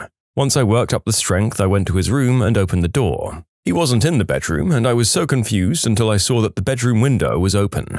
What had happened is that there was a gust and the wind had slammed the door shut, but my paranoid brain had heard a weapon shot. After that, I was laughing hysterically, and I don't have much memory of the days after that. Shortly after this incident, my dad had returned most of the gifts he bought us as kids, and I slowly started to believe that he had changed his mind. I never confronted him about it until last year, about 14 years or so later, but I never fully accepted that he was okay now. I called him, distraught about a separate matter, and he started talking to me about depression. He told me about his own, and how he'd considered ending things, and went into detail about it, and all I could do was cry and tell him, I know. We talked a lot longer after that, and we were able to finally put it all to rest. Growing up with my little brother and single mum, we never had a lot, but she made sure we always had a safe and decent place to live, and there was always food on the table. She never really ate much. I remember dinners of baked chicken, beef, stew, salmon. It was a lot cheaper a million years ago. Good food, nothing terribly extravagant, but always nutritious, yet she barely ever ate. When I was 10, I saw her eating PB&J on crackers in her room after dinner. That's when I realized there was never enough food for all three of us. She'd cook what we had for my brother and I, and she'd eat the bare minimum, always out of sight, so that my brother and I wouldn't worry about the actual level of poverty we were at. I never asked for another material thing from her after that night. When I was 8 or so, my babysitter was showing me a video of her time with her boyfriend in Paris. After it blacks out for a few seconds, it suddenly cut to her lying on a hotel bed, completely undressed, legs wide, telling her boyfriend to come get it. She jumped out of her seat to try to cover my eyes and told me to never tell anyone. I have now told potentially thousands of random strangers. And now we've broadcast your story even further, friend. You're welcome. And Nanny, I'm very sorry. Sometimes content is hard to come by, so we have to anonymously broadcast someone's love life on the World Wide Web. I was helping my mother-in-law clean out her closet. It was all jokes and laughter until I pulled out an unopened, massive adult toy. We were both paralyzed for a moment, before she slowly took it out of my hands, mumbled something about it not being what she thought it would be like, and that she'd ordered it online. She then backed out of the room and threw it in a cupboard. We then proceeded to clean the rest of the closet. My mother-in-law passed away suddenly a few years back, and I ended up being the one to go through her things for donations because my husband and sister-in-law were too emotional. I found 2 whole drawers of adult toys and homemade movies of the 2 of them that went straight into a trash bag and into the dumpster. I never told my husband. I was driving from West Berlin to West Germany in the late 1980s. My boyfriend gives me the wrong instructions, so I have to take an exit off the autobahn to turn back and get back to the correct exit. On a small country road on which we found ourselves, we see a large truck with a missile on it, surrounded by Russian soldiers. They were as surprised as we were, but just laughed and waved at us, as we got the heck out of there as quickly as possible. My boss forwarded me an email telling me to do something. I noticed the email chain had his bosses on it, so I read through the chain. They'd asked him to rate all of my coworkers and I from best to worst earlier in the conversation. I made the top 3 at least. When I was in college, I worked at an arcade and mini-golf joint that seemed to give 0 Fs about actually making money, but was never in any kind of financial trouble. When I got hired, the owner literally said, I pay minimum wage and I expect to get minimum work for it. I worked the front counter and collected money for the mini-golf and sold cups of coins, or you could just use the coin changer. The till was completely busted and would be off by $50 or more in either direction, no matter what you did. I realized very quickly that I could just pretend to ring up golf fees and cups of tokens and pocket the cash. So I'd pocket $30 to $40 every shift and nobody seemed to give a crap. One of the assistant managers let me take a break 20 minutes after I'd just taken a break because some of my friends had shown up and wanted to smoke a bowl with me. He was like, "That's totally more important than your job." It was awesome. Then one day I walked into the owner's office while his secretary was recording figures in the ledger. I can read upside down pretty well, and it was very obvious that the figures she was recording had nothing to do with the business we were doing. We sold maybe $60 of golf fees a night and maybe $100 in coin cups, but she was recording $600 and $1,000 for each. I commented on the discrepancy and quipped about how someone would think we were in the laundry business, and she got really squirrely and told me to leave the office. The next day, the owner called me into his office and we had a very circumspect conversation about how much I was enjoying working there and enjoying the perks of the job, and I very much got the sense that he was trying to decide if I was going to tell anyone anything. Apparently, he decided I wasn't, and he was right, I wasn't. So I kept working there. About a year later, the owner was arrested for money laundering and we all got fired. Still the best job I ever had. The mob is an A+ employer, would work in fake business again. You stole from the mob and lived to speak about it. He robbed the mob and kept his job. I used to do a little work after school at a local comic shop. One day after school, I was bagging comics when the owner's buddy came in. "Hey, look at these, they came out great." He had a stack of glossy amateur adult magazines featuring the shop owner, his buddy, and the owner's wife all doing the deed together. He laid them all out on the counter and they started pouring through the stack excitedly. From what I could see, it looked like the three of them enjoyed one another's company equally and vigorously. Then they noticed I was there. I got sent home early with a stack of free comics. I once walked into my dad's van while he was groin deep in a woman who was not my mother. My dad had a drinking problem. Mum took me and my brother to go looking for him because he was supposed to be buying Christmas presents. Found his van at a bar. Mum sent me to look inside the van to see if there were presents in there. Looking into the back and seeing my dad's bare butt as he was going to town on some chick, he turned over his shoulder, looked right at me and said in the most evil voice, "Get out." This was 20+ years ago and I still get emotional thinking about it. I still remember the entire thing so clearly. The other day I was looking for my old passport when I found a few of my dad's old visitor's passports. Now, my dad is older than most, he's 70 while I'm a teen, so imagine my surprise when listed under children in the passport, there's the name of a kid born in the 1970s. The best part is that the name isn't on later passports of his, so I guess I accidentally found out I have a dead half-brother? I caught someone eating a booger while sitting in their car. We made eye contact. He had the 1,000-yard stare. He knew that I'd witnessed.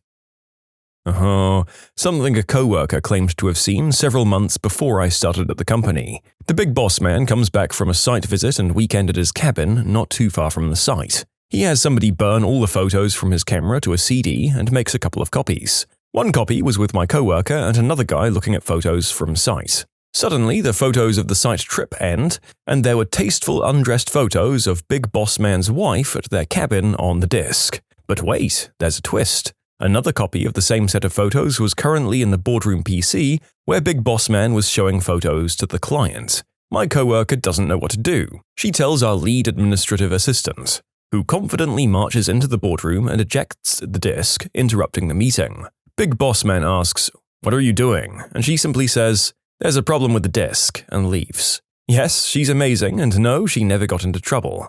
She was the second employee that was hired when the Big Boss Man started the company 2 decades ago.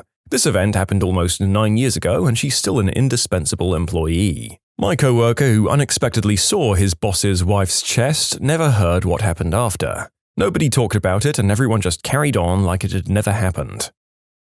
Back in middle school, we had this really strange gym teacher who was about 6'2" and ripped. Me and my friend were going to take a dump and thought that the locker room toilets would be clean since nobody used them throughout the day. When we walked in, to our left was one big shower room and there was our gym teacher showering while eating spaghetti out of a Tupperware container. Thank God he was wearing swimming trunks, but he did turn around and say, You guys aren't supposed to be in here. So he left.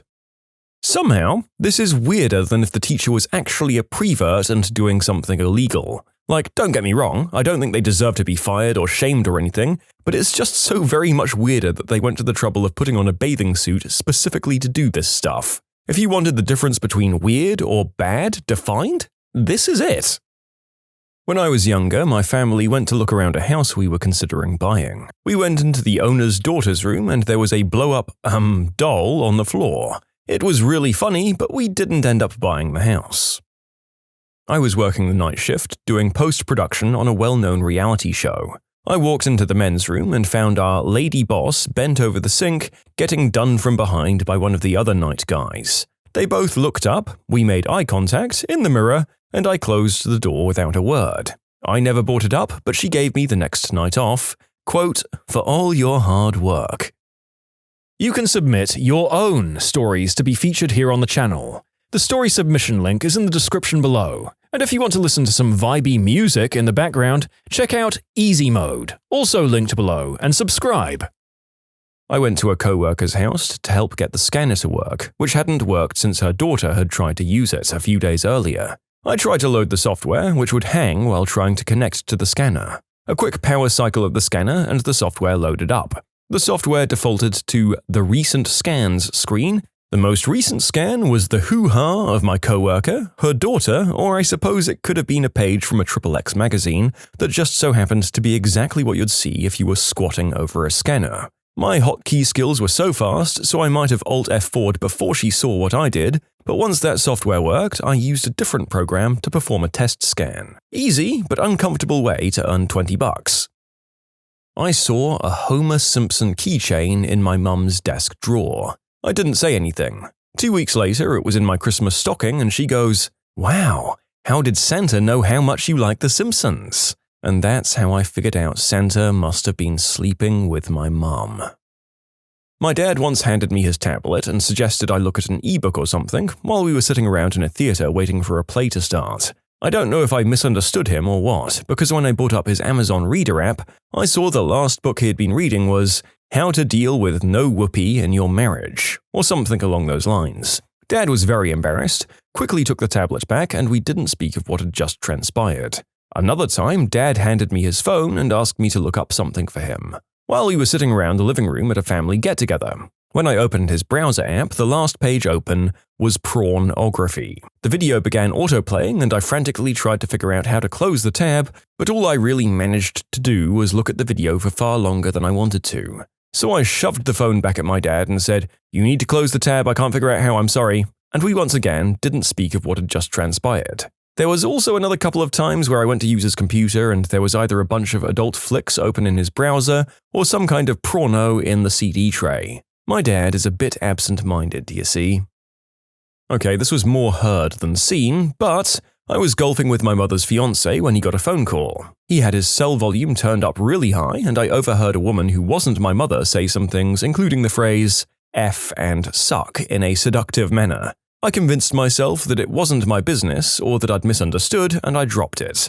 A few years later, her now husband was revealed to be a serial cheater with active partners numbering in the dozens. Yes, I still feel like crap, and yes, they're divorced. Alright, here it goes. I was in the 7th grade, so I was almost 12. I woke up in the middle of the night and heard my mum screaming. I jumped up and got ready to defend my mother. I opened up my parents' bedroom door and my mum was, well, she definitely wasn't in trouble. My dad was behind her and they seemed to be enjoying themselves. I didn't understand at the time, but I wanted to get out of there before they noticed me. However, instead, I fainted. That, my friends, is something I definitely wasn't supposed to see. I am forever scarred. I'm 25 now and my dad still likes to bring it up at Christmas dinner. I was bartending and it was slow. I was putting away glasses by the only two people sitting at the bar. They seemed like a new couple, really touchy and stuff. At some point I noticed that she was wearing a wedding ring and he was not. Right as the music died down between songs, he turned to her and said, "You know, they're gonna ask you where you were when he drowned." I noped out of there real damn quick. This was 5 years ago now, but from what I remember, they definitely knew I heard them. I was like 2 feet away. I froze for a second, then turned and went straight into the kitchen. I was freaking out with the kitchen staff and trying to figure out what to do. When I came back, they'd paid cash and left. I debated calling the police, but had no other info besides what I'd heard. I freaked out for a few days. I never heard anything about anyone drowning. I didn't keep it a secret either. I've told this story a lot, and this was a small town where people had nothing better to do than talk. So, if there was a scandal, it was common knowledge what I'd heard. When I was 14 and a friend hosted a birthday party at his house with all of the parents invited. Needed to use the restroom, but the main one was occupied, so my friend told me I could use the one in his mum's bedroom. As I walk up to the door, I could hear somebody in there, so I decided to wait until whoever was in there was finished. A good 10 minutes later, my friend's mum, who was hosting the party, and another good friend's stepfather walk out and see me standing there all confused. They asked what I was doing there, and I just said I was waiting to use the bathroom.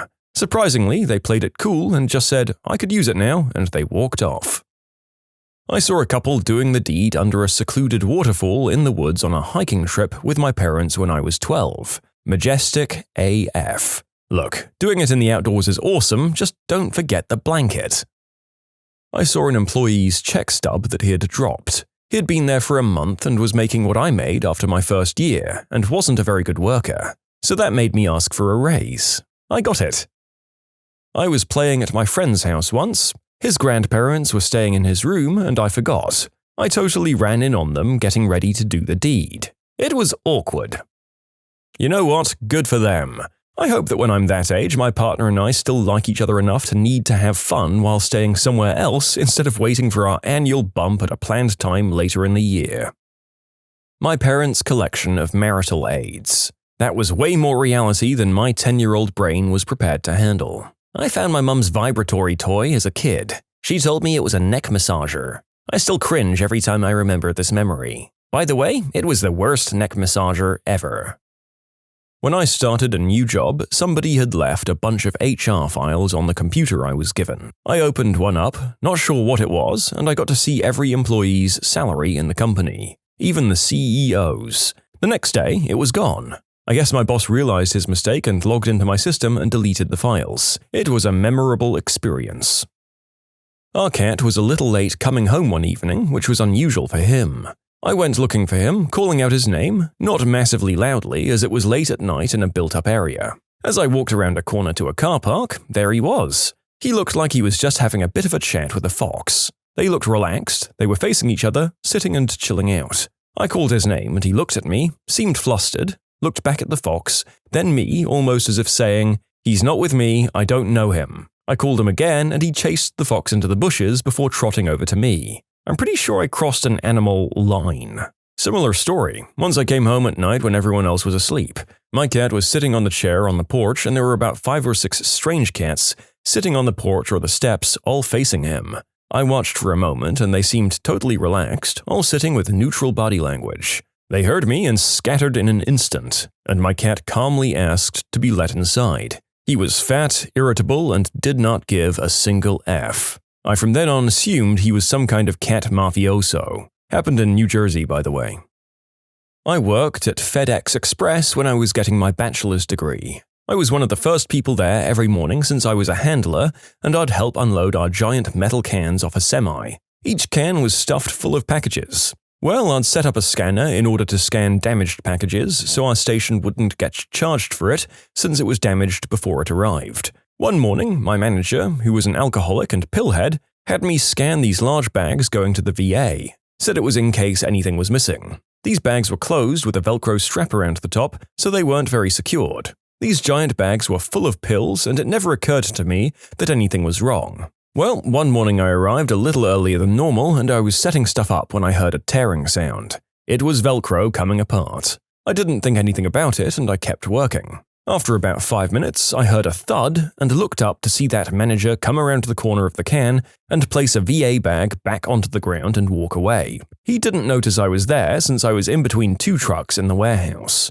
After seeing that, it made sense to me why he wanted me to scan the bags now. The scumbag was and had been stealing pain medication out of the veterans' hospital bags and was using them for his own addiction. I brought it up to a coworker that had worked there forever, in which she told me to just ignore it, unless I had hard evidence like a video or that I actually saw him digging in the bag. If I had anything less and accused him of that, I'd surely be fired since HR gave zero craps about its employees and only protected the managers. Beavis and Butthead do America. My parents found out we went into that theater and they dragged us out real quick. My 6-year-old cousin asked me if I wanted some chewing gum.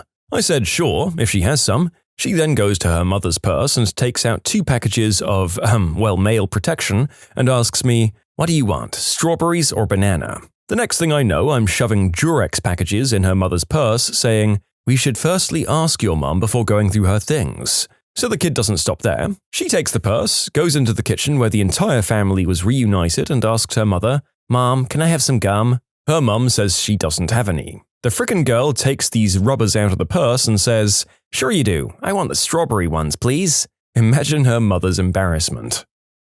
On Christmas Eve, I couldn't sleep at all, so I went to the kitchen to get some water or something, and out in the living room were my parents setting out presents and eating the cookies I'd left out. They said that Santa was running late and was in such a big hurry that he just dropped off the presents and asked them to put them out for him. What did someone do to automatically qualify as the dumbest person you've ever met? An old coworker named James. We worked at McDonald's and we were both 16. One time, while mopping the lobby, he, for some unknown reason, decided to chase a number of customers around with the mop, yelling, "I'm gonna getcha." He was fired on the spot.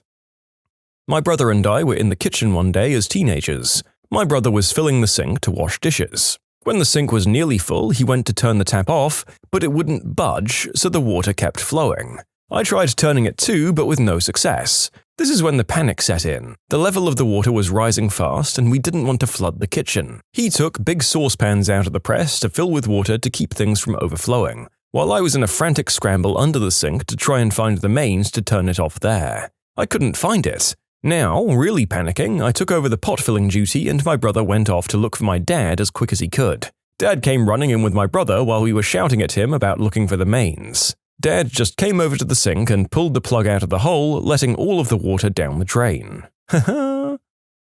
I had a boss named Tammy. Frick Tammy. One night, we were all working late doing stocktake, and we were discussing the impending lunar eclipse. Someone asked what happens during an eclipse. Tammy grandly explained that the eclipse would occur when America went in front of the moon, blocking our, Australia's, view of it. Like she literally thought the Earth stretched itself into a U-bend or a neck pillow shape, and half of it stayed in our normal orbit and the other half stretched itself over to casually block the moon for the rest of the Earth. Like what the hell? My roommate for the last 3 years once said that if solar technology keeps advancing at the rate it is, we'll absorb all of the energy made by the sun and fix global warming. Not 5 minutes later, after attempting to inform this poor fellow about how the sun's energy output is not determined by what the energy eventually interacts with, he states that wind farms are worse because they cause tropical storms. I mean, I hope he's just an epic troll. I just don't know. Had a guy in a third-year undergrad developmental psych course raise his hand in a full lecture hall and ask the professor, "Hey prof, do infants diagnosed with SIDS get asthma later in life? Like, are they more likely to get asthma?" SIDS stands for Sudden Infant Death Syndrome.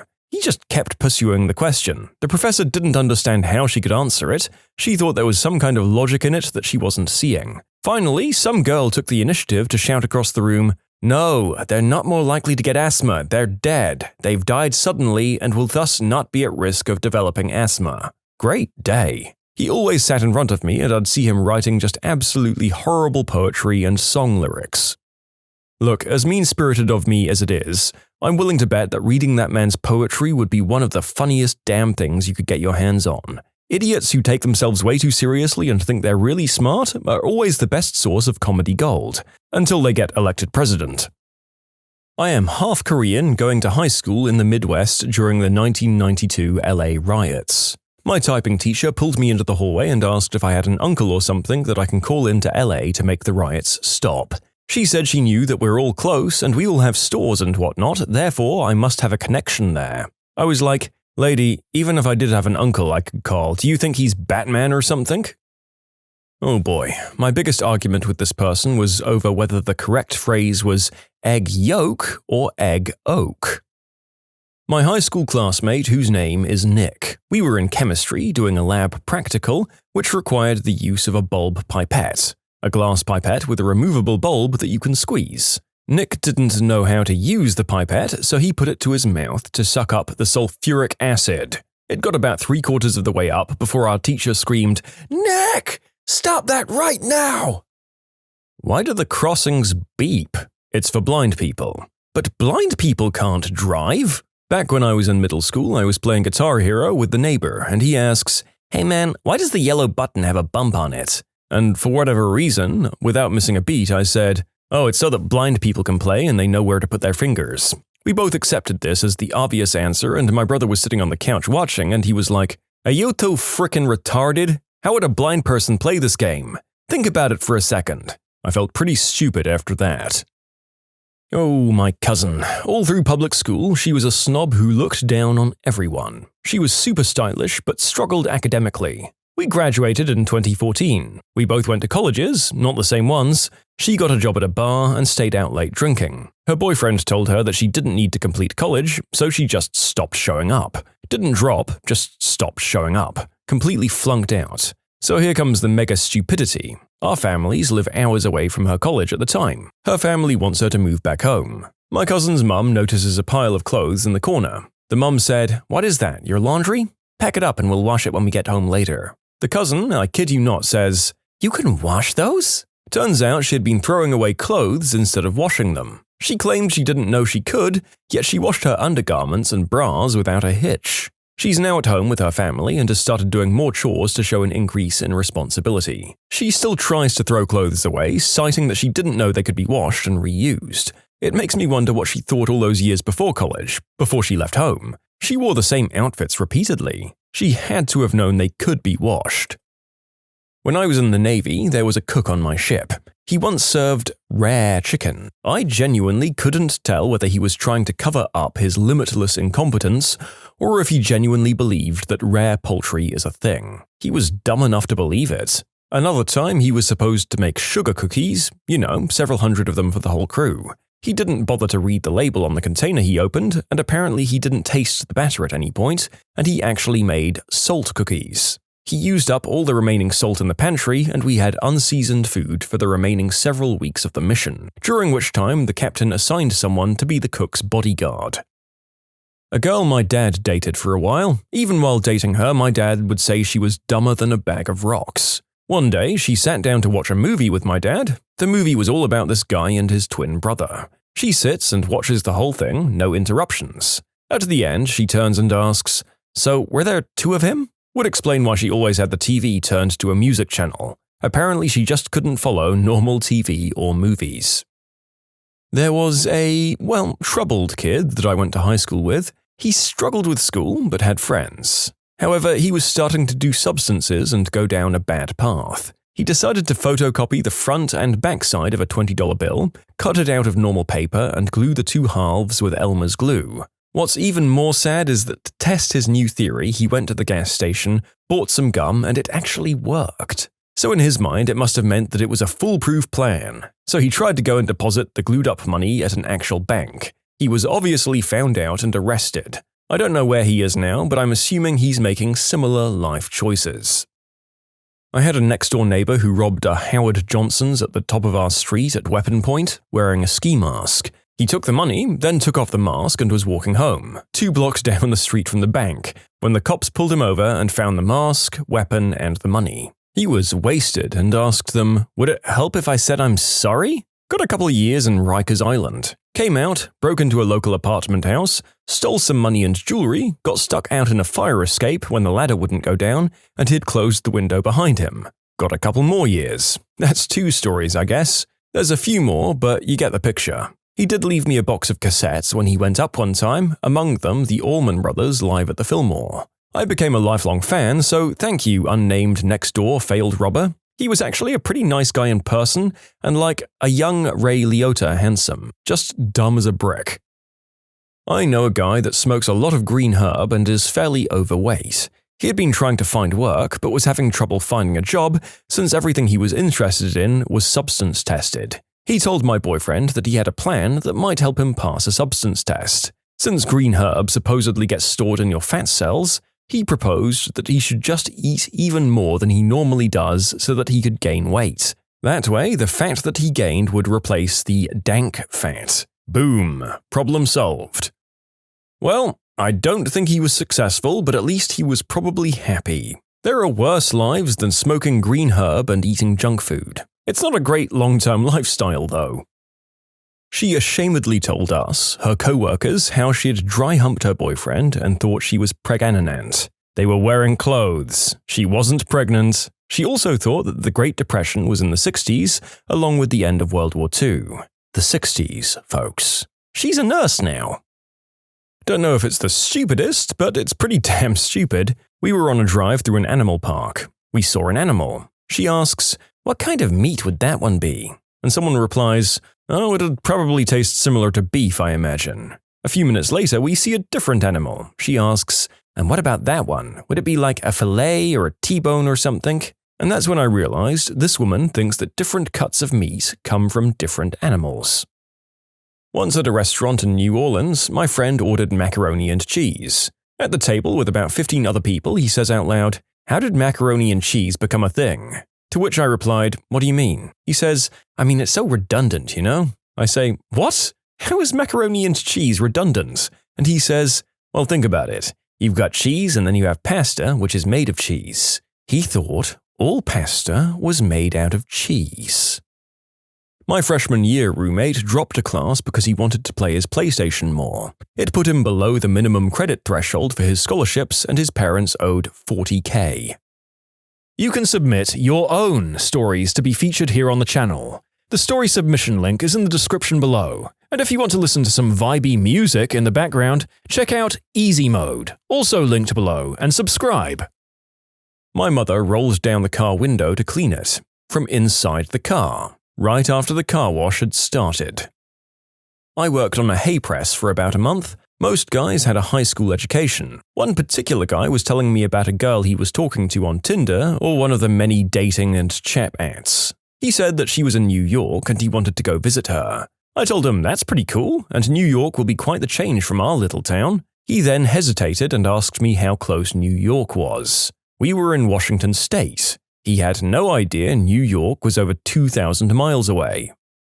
When I was a teenager, my friend's older brother was one of the dumbest mother effers I'd ever encountered. We once witnessed him trying to see the inside of a motorcycle gas tank using a Bic lighter. He assured me a lighter flame wasn't hot enough to ignite gasoline. On another occasion, we got into a debate concerning the power of an atomic bomb. He was dead set that you could only take out like 2 houses maximum. This man went on to have multiple arrests before I moved away, and fathered 3 children with 2 women. We all lived in a trailer court as well. I'm not saying it's a prerequisite for idiocy, but some of us get out and some do not. A guy I went to high school with was at a party and asked the homeowner if he could have her tattoo kit. She obviously said no. He left and came back an hour later with a ski mask on, demanding the tattoo kit. He was arrested the next day. You can't make up that kind of stupidity. I once had a property manager, the person who was in charge of the rental I lived in, since the homeowners lived out of state. This manager did a bunch of obnoxious things. My husband and I thought she was greedy and maybe getting money for herself and hiding it from the homeowners for repairs or something like that because of the shady-seeming things she'd do when we had repairs. Then we mentioned something about gardening. She said, "You know, I've always wanted to try growing tomatoes and just watering them with salt water. That way, the tomatoes would already be salted when you ate them." Huge reminder to never attribute to malice what is just pure old-fashioned being dumb as a rock. Knew a guy in high school who I'm 99% sure only passed because he cheated like crazy and got tons of people to do his work for him. In grade 11, he was taking some kind of politics course and was writing some kind of essay on American politics. We're from Canada. I agreed to edit his essay, and it was the most insane thing I've ever had to edit.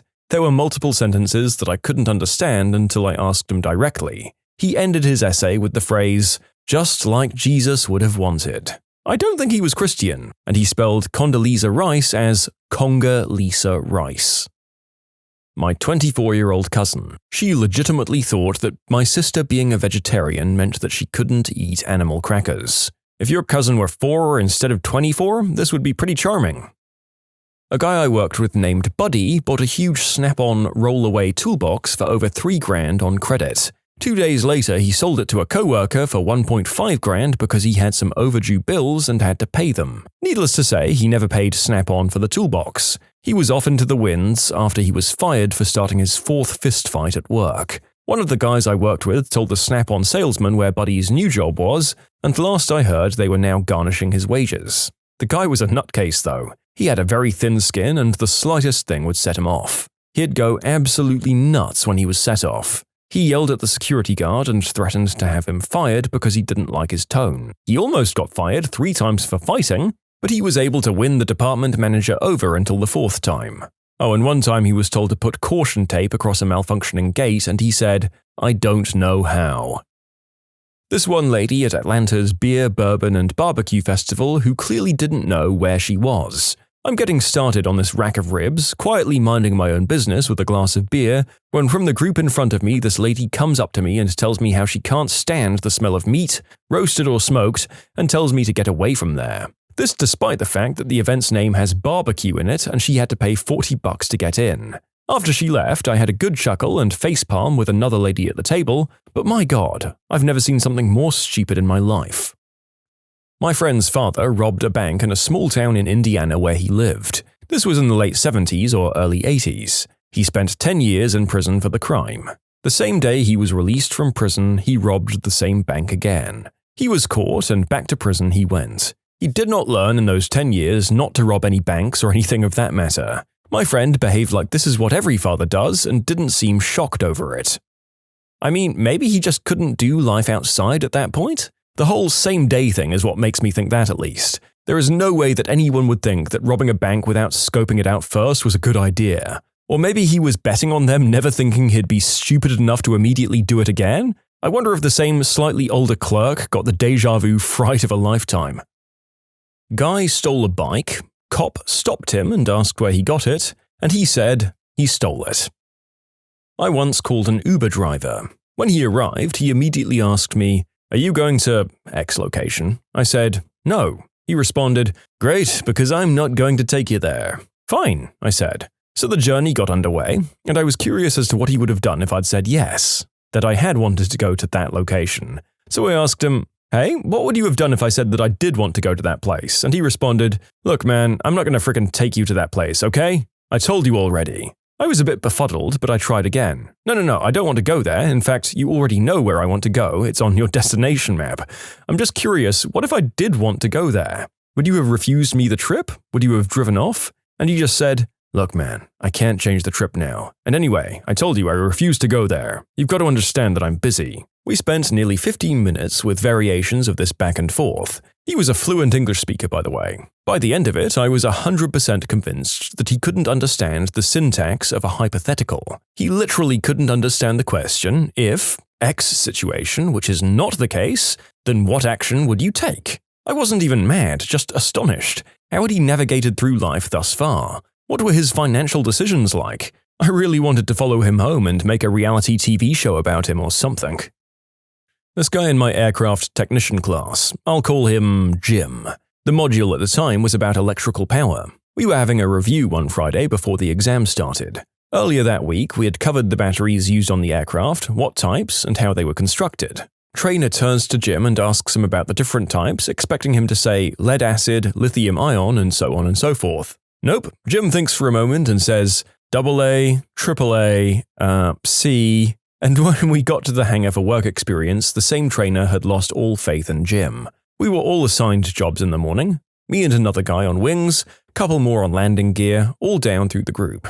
Then he gets to Jim, placed an A4 sheet of paper on the ground and told Jim to stand on it so it didn't blow away. We all laughed, Jim included. The trainer was joking, right? He wasn't joking. Jim stood there all day. A girl from elementary school believed that outer space isn't real, that Benjamin Franklin invented the time machine, and she was unaware of hammers. A guy in my high school who was convinced that the Dutch had sore throats at night from their accent and language. I'm Australian and I was living in the USA while pregnant. My sister-in-law asked which accent the baby would be born with. The girl I used to work with before she got fired. One day she'd come to work with a broken arm and claimed her boyfriend pushed her during a fight and she had fallen. We were all really concerned for her until she came back a week later saying she had shanked him in the hand during a fight to get back at him for breaking her arm. Then a few weeks later she told everyone she was secretly trying to get pregnant because if she got pregnant, her unemployed boyfriend would have to get a job and help pay the rent. She got pregnant and her boyfriend immediately dumped her. Oh my god, so many twists, but not in her fallopian tubes, unfortunately. An old co-worker of mine, he was helping me move and while we were carrying the couch, he dropped it. Thinking he was hurt, I asked if he was okay, and with the most serious and frightening look in his eyes, he said, pointing, "Look, it's the moon and it's daytime." He was 25 at the time. My sister, who carved a symbol of the Third Reich on her own arm, it wasn't even symmetrical. Sieg fail. There was this guy at my high school who wasn't too bright and was mostly harmless, but about halfway through he decided he was going to be a thug. One day he goes into a class of first years when the teacher wasn't there and robs all of their electronics, cash and valuables at knife point without covering his face, and before he left he gave them his real name, saying, "And you'd better not tell them that it was me, Jim Conrad, that stole all your stuff." He then proceeded to leave school grounds with all of the stuff, but then decides against stashing it off campus, so he came back with all of the stolen stuff in his backpack and went back to spy on the class with his backpack full of loot while the police officers were taking their statements so that he could make sure that the other kids weren't ratting him out. The kids all rat him out, and when he hears his name, he steps into the class, proclaiming he'd gut every single last one of them if they didn't take back saying that he did it. With the police officers still in the class and all of his loot still in his pack. He was expelled and arrested, and when word got out to our year group, everyone just facepalmed. I don't know why he's so stupid, but it wasn't an isolated act of idiocy. It was quite well known by everyone in our year group how dumb he was. In fact, he didn't even qualify for admission, but his family called in a ton of favors to get him in on recommendation. One night during high school, my friend and I got invited to a party. I didn't drive back then, so my friend picked me up. All went well on our way to the party. On the way back, however, he got pulled over. As we were pulling to the side of the road, I told him I was going to pretend to be sleeping, since I was the passenger. Anyway, I hear the cop get out of his cop car, walk towards our car, stop at the window, and not say anything. I can feel the brightness of his flashlight, but I don't hear him or my friend say anything. After what seemed like an eternity, I decide to open my eyes to see what's going on. And that's when I see my friend, the guy who's driving, pretending like he's sleeping as well. What made you give up on a computer-illiterate person who you were just trying to help? Oh, this quote comes from my dear mother. It's not turning on now because you've downloaded whatever that Firefox thing is. My aunt. I moved away a year ago to go work for a big IT company. She wants to keep me updated on local news from back home. Her process for giving me news articles from our local news website is mind-boggling. She first prints off a news article from a website to her office copier. She then takes the printout, puts it back on the office copier, scans it to PDF and then emails the PDF to herself, then forwards me said PDF. I tried to explain to her 3 or 4 times now how to copy a URL from her web browser, paste it into her email, and send that to me. But she insists that that's too complex and she'll never be able to figure out how to do that. My boss calls everything from our website to our printers database. We do in fact have a document database which we use, so every time she has an issue, I have no freaking idea what she's talking about. I can't connect to the database. It might mean she can't print. The database has crashed, where being hacked means that her computer is unplugged. There are similar people at my company who refer to everything as the server. Is the server down? Means their screen resolution is set to 800 by 600. Is the server up? Means I've somehow erased my hard drive. And could you put it on the server means why isn't the file magically appearing on my desktop? Reaching over my shoulder and pressing the power button while I'm midway through a registry edit and saying, "Do you think rebooting it will help? How does one react to that without violence?" Ever since you fixed that paper jam, my computer has been running slower. This is why I don't do computer support for my family and friends anymore. It's always, ever since you did X, my computer has been running slower. No, mother effer, ever since you downloaded Comet Cursor and Bonsai Buddy, your computer has been running slower. I'll ask them, show me exactly how you caused the problem to occur. And they'll answer, "Why can't you do it? You're the computer expert." It's maddening. Even when you try to explain why you need to know what they were doing at the time, they still take it as an accusation. What are you going to do because of it? Call the police? I really don't get the irrational fear of computers from some people. People will apparently choose to take any suggestion that they might have caused the problem as a personal attack as well, even when it's from someone that they need to give the information to in order to fix said problem. And this isn't even unique to computers. Is it possible that the human race are the ones who've missed a major software update somewhere along the line? They thought that if you get the destination address slightly wrong on an email, someone, like an electric postman I guess, will know what you mean. My mum had been giving out her email adding, or something like that, at the end of it. There's a guy out there who's a devout Christian. I think I've gotten every single email intended for him for years. Personal stuff, calls to pro-life action, bank statements, his child's PlayStation Sony account, and lately, a lot of really crappy adult movie and dating sites. I think he might be going through a divorce. I think the most infuriating thing you can hear from one of these people is when you're on your way out, walking past the computer, and then, "Oh, by the way, while you're here..." Recently, this happened. My IT manager said, "The .com site is slow." The system admin said, "Is the entire thing slow or one of the web apps or what? Can you just spin up some VMs to make it faster?" Our answer to every problem is now, just spin up some VMs. Users seem to latch onto phrases like that. I remember once when our internal CRM was playing up, I said, I need to restart Apache. And holy crap. After that, everyone in an office of about 20 people would tell me I need to restart Apache whenever something went wrong. Internet down? Restart Apache. Document missing? Restart Apache. Forgot your password? Restart Apache. So, here's how you can prevent this from happening in the future. Don't give me the technical mumbo-jumbo, just fix it. "Oh, it doesn't work for me like it does for you, I'm just unlucky." That is never true. My mum shouted at me the other day because her camera wasn't connecting to the computer. I spent some time trying to help, at which point it became all my fault, but I couldn't find out why I wasn't recognizing it. I then decided to check the cable. Apparently, USB cables can fit into the top part of Ethernet ports. Who knew? Blaming an error on you when it happens months later and is completely unrelated to any work you did, especially if it's a hardware failure when you fixed software problems. Just imagine that with any other technical industry. Got a friend who's an electrician come to your house for free to install an outlet for free, and next year a light bulb on the other side of the house burns out, so you call him up and say it's probably his fault and guilt him into replacing it? That crap just doesn't fly. My mum said, "Some of the keys on my keyboard are sticking. Can you ask your boyfriend to reprogram it for me?" "No, Mum, that's not how it works. That sounds like a hardware problem." "You're not the computer engineer. Go and ask your boyfriend." Are the numbers also capitalized? Yes. Yeah, they are, sure. Yesterday, we usually have 2 computers in the business center for guests to use. Well, one is out of commission because it broke. The guests killed it. This lady comes to the desk and says she couldn't get it to work, and I frown and say, "Well, it's just a monitor, there isn't a computer actually attached." "But there's a monitor?" "Yeah, but unless you hook it up to a PC of your own, that monitor is not a PC." I must be the idiot because she started arguing about it from the beginning.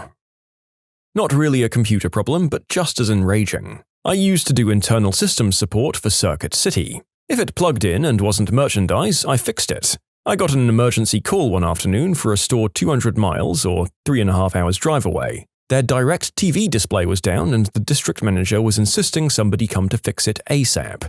So I drop what I'm doing, drive my butt 200 miles to get to the fricking store, only to find that the 2 power strips at the bottom of the display that everything was powered from were plugged into each other instead of into an actual working outlet. I was frickin' livid. Got a new laptop 2 weeks ago. I installed Firefox on it. My dad said, "What's this?" "Oh, it's Firefox, Dad. It's a different web browser. I don't want you installing things that aren't normal to your new laptop. It could contain viruses." I once spent 20 minutes correctly aligning the pins on a VGA connector that a client's child had smashed repeatedly onto the video connector, incorrectly resulting in pins being bent and twisted like a plate of spaghetti. If I hadn't, she would have needed a new monitor as it was a CRT and it ran directly into the unit, as opposed to today's setups.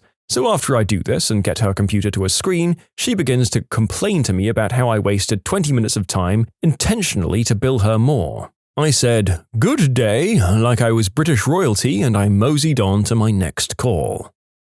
"Hackers use Notepad," said my IT director right after removing the Start menu shortcut to Notepad from everyone's computer, but he did leave the executable. I'd like to let it sink in that this was uttered by the Director of Information Technology at a company. I'm an idiot nobody with an arts degree, and it sounds like I'd be better at the job than him if I just rocked up, played Minesweeper all day, and let my personnel do their jobs. At least I have the sense to know when I don't know what I'm doing. The end user said, "I had a Word document on my C drive that I'd been working on for the past week. I accidentally deleted it and emptied the recycle bin. I need the file for a meeting I have in 20 minutes. Get it back for me. I'm sorry, but there's really no way for us to recover that file. But I thought you said that the servers were backed up nightly. Go to one of the backups and get it back." "Well, that's true, but you didn't save it to the server, you saved it locally." "Well, yeah, I needed it on the C drive in case I needed to work from home." "But you have a desktop PC, not a laptop. How do you work on it from home?" "What do you mean, how? I email it to myself, work on it on my home computer, and then email it back." I take a big breath inwards and say as professionally and calmly as I can, "And you did this last night?" "Yes." At this point I'm very happy because I realize that I can help the person after all. "Great! Then there should be a copy of the file in your inbox. You can just re-download the attachment you sent yourself last night." "You mean I have to do it myself? Fine. God forbid you IT guys actually do anything useful. I don't know why we even pay you." Slams the phone down to hang up. I helped an old man working on a laptop over the phone. He was working on an oil pipeline near Dead Horse, Alaska. He didn't know where the Start menu was, and I asked him to go to the bottom left on his desktop, to which he responded, "I told you I have a goddamn laptop, not a desktop." Okay. Now again, I just want you to type A as in apple. K as in apple? Okay, where are your files located? In Word. Okay, but where are they? In Word. But what file are they in? In my documents? No, they're in Word, damn it. Back in the day, there were monitors that you could switch from color to green only, so you could use them as a text-only terminal or as a regular monitor. A fairly common complaint was, "My monitor is all green," and it was just a button you press on the side of the monitor to toggle it back. I got a request to fix this one day. I cruise over and press the offending button and the monitor switches back to color. How did you do that? I proudly show her the secret button placed conveniently near the power switch on the side of the machine. In every other instance of this problem, at this point the user would say, "Oh, thank you," and I'd walk away satisfied with another successful ticket closure. But not this time. "Why is that there?" they ask. I explain it's in case the monitor is used on a text-only terminal. Plain green letters are easier to read. I don't understand. I just want to know why it happened. I point out that the button is right near the power button, and she probably pressed it accidentally when she turned the monitor on or off. "I didn't press any button. You need to fix it." "Okay, really, I don't care. Your monitor is color again, and I just wanted to get out of there." So I started edging away. "I want to understand what happened so it will never happen again." "Don't press that button again." Oh, she didn't like that. I got the death glare all the way down the hall and a complaint from her to my manager.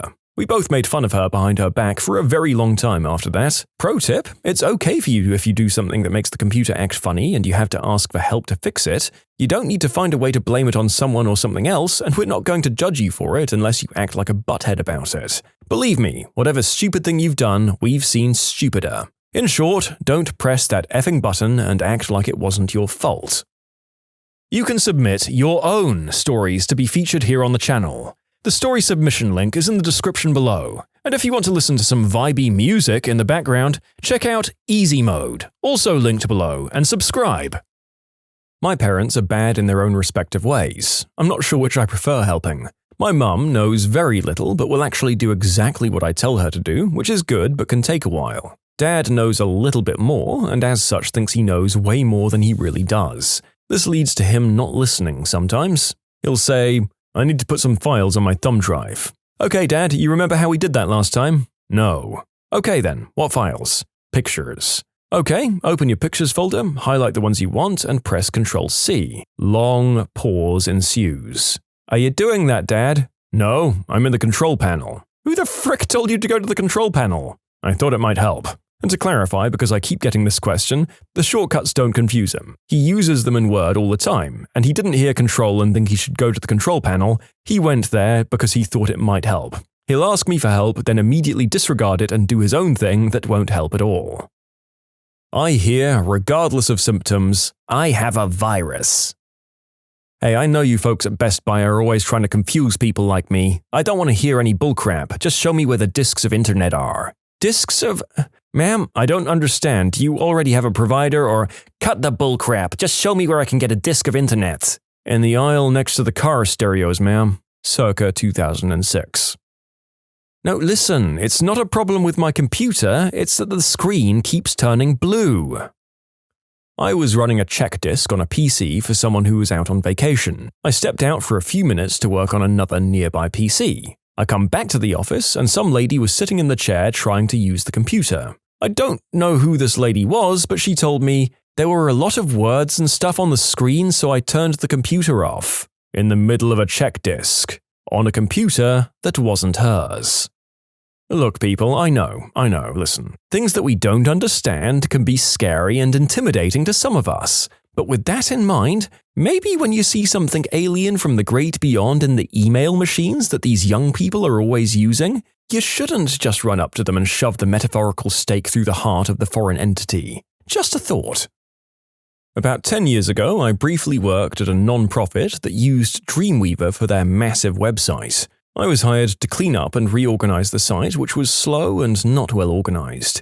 Since the rank and file had been using the WYSIWYG interface for years, the content was filled with all sorts of depreciated or incomplete and inappropriate elements like Blink. So I'd bring individual documents into my favorite text editor, use regular expressions to strip out all of the HTML, and then reformat the content with a well-validated HTML that could be easily dropped back into the templates and to now work with the new CSS. Not parsing, merely removing. The code that was there wasn't worth parsing. So, my boss was a VP, laterally moved from a non-technical department to oversee the web development team. She could barely use her computer to surf the web, let alone code anything. She just knew Dreamweaver was our development tool and tried to use buzzwords to justify her micromanagement style. Technical people were not fooled, and non-technical people thought that she was brilliant and all techie. So she came into my office one day and rather obviously worked her way behind my desk to see what I was doing. If we had done the same, we would have seen her instant messaging her friends all day, I bet.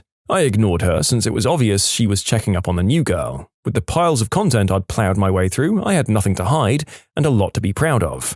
However, upon seeing the text editor up with content she recognized, she literally shrieked, "This is gobbledygook, it's not Dreamweaver, the entire web is written in Dreamweaver. Everyone knows that. Why did we hire you?" Even though I'd been there less than a month, that was the day I started looking for a new job.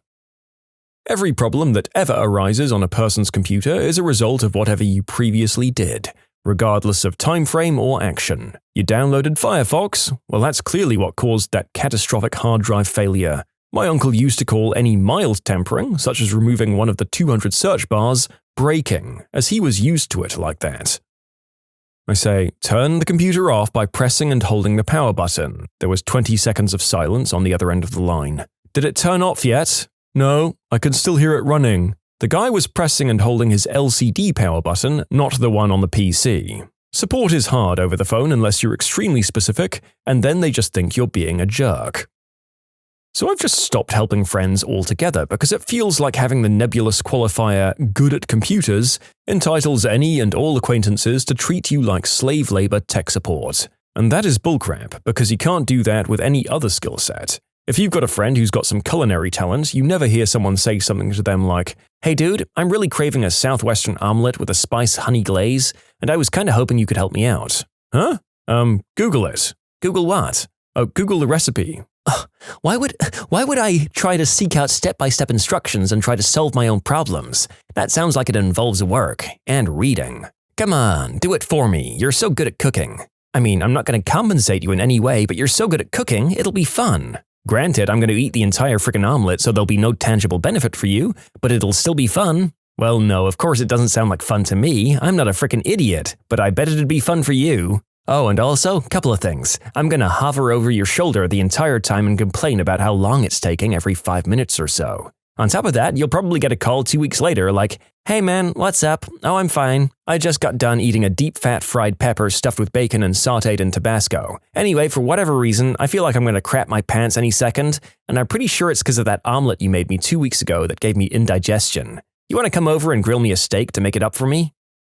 "Where's all my stuff?" she said after reloading her operating system and having 1. Explained at length how everything would be gone after she did that, 2. Offered her a data transfer, 3. Read her the wipe and reload paperwork out loud, and 4. Had her sign the papers that said everything will be gone. Finally, we told her that her computer would only have the things on it that it had when it was brand new. "I didn't think you meant everything would be gone, though." Doing tech support at an ISP, the person said, "My computer won't turn on. Your internet is broken." I asked them to check the back of the computer to see if the plug was in, and they replied, "I can't see the back of the computer. It's dark in here." I said, "Well, turn on the light then." "Well, the power's out." Computer illiterate people think everything is a virus, almost like how I think everything in the sky is a UFO. Is it done yet? After explaining exactly what the problem is and then having the completely computer illiterate person say, "Oh, I don't think that's it. That can't possibly be the problem," usually followed by a broken description of something their brother's, cousin's, sister's, daughter's, boyfriend's former roommate, who's also a computer genius beyond your skills, said about Fruity Loops that has absolutely nothing to do with the issue. My mum and sister had managed to make my mum's computer so slow with retarded bullcrap that she went out and bought a new computer. The infuriating thing is that when she went about installing the same crap on the new computer, I could have cried. When that too became slow, my mum finally let me sort it out and she agreed it was better, but I had to change the Firefox for an IE icon and rename it Internet. I also had to ban her from installing idiotic software, which she sort of listened to. So the new computer does okay. She recently got an iPad and has filled it with all the crappy apps she can find. There's no helping that woman. Oh, they can't help it. I'm willing to bet my pathetic, crappy fortune on her never using the vast majority of those apps more than the one time she's prompted to install them. My inspiration for that idea? My dear sweet mother. Just the general misconception that working in IT or web development is not real work. I mean, I'm obviously not working hard, right? All I do is sit at a computer. Shut up. I was working with computers before you were even born. I probably know more about them than you ever will, said my dad, who hasn't owned a computer for 20 years and doesn't even know how to use Google. Talking to my mum, "It won't do anything." "Is it on?" "Yes." "How can you tell?" "The red light is on." "Okay. Hit the button right above the little red light." "Now it's green. Is it sick? Is this a virus?" After my mum asks for help with something I've never problem-solved before and I start looking for a solution, she asks me to show her what I'm doing. When I say wait and let me figure it out first, she says, "Well, I can't learn if you don't show me. Can you learn with a pitchfork in your skull, woman?" How about those people who are just dangerous around a PC? I had a guy at my office take home a work laptop. He brings it back and says it won't boot. I try and it turns out there's no IS. I ask what happened and he says it was slow, so he put a disk in and chose to reformat. This guy was so bad, he was completely computer illiterate, but for some reason believed he knew more than me. So dangerous. My mother, "I have a computer science degree." "Well, then why the frick are you asking me to help you figure out how to get on IRC? You should already know." "I'm your mother, don't talk back to me." Facepalm. "I don't want you to show me what I did wrong, just fix it." What was the best power play you've ever seen someone do in real life? One of my friend's daughters has hearing aids. They're similar to the ones old people use, but with an extra piece on them. They're not the ones that are attached to your head. If somebody is bothering her and she doesn't want to deal with them, she pulls her hearing aids out and keeps doing whatever she was doing. This girl is 8. A friend and I were driving home after a night out and we got pulled over by the police for speeding. The cop approaches our vehicle and my friend, the driver, says to the cop, "I didn't even see you. Where were you parked?" And the cop responds by saying that he was parked at the bottom of an apartment building driveway that has a blind spot. So my friend says to the cop, "Well, I own that building, it's private property, and I've asked you guys numerous times not to park there, as I don't want my building having a reputation of being a speed trap." A couple of minutes later, after the cop verifies the information, he comes to the car, apologizes, and sends us on our way.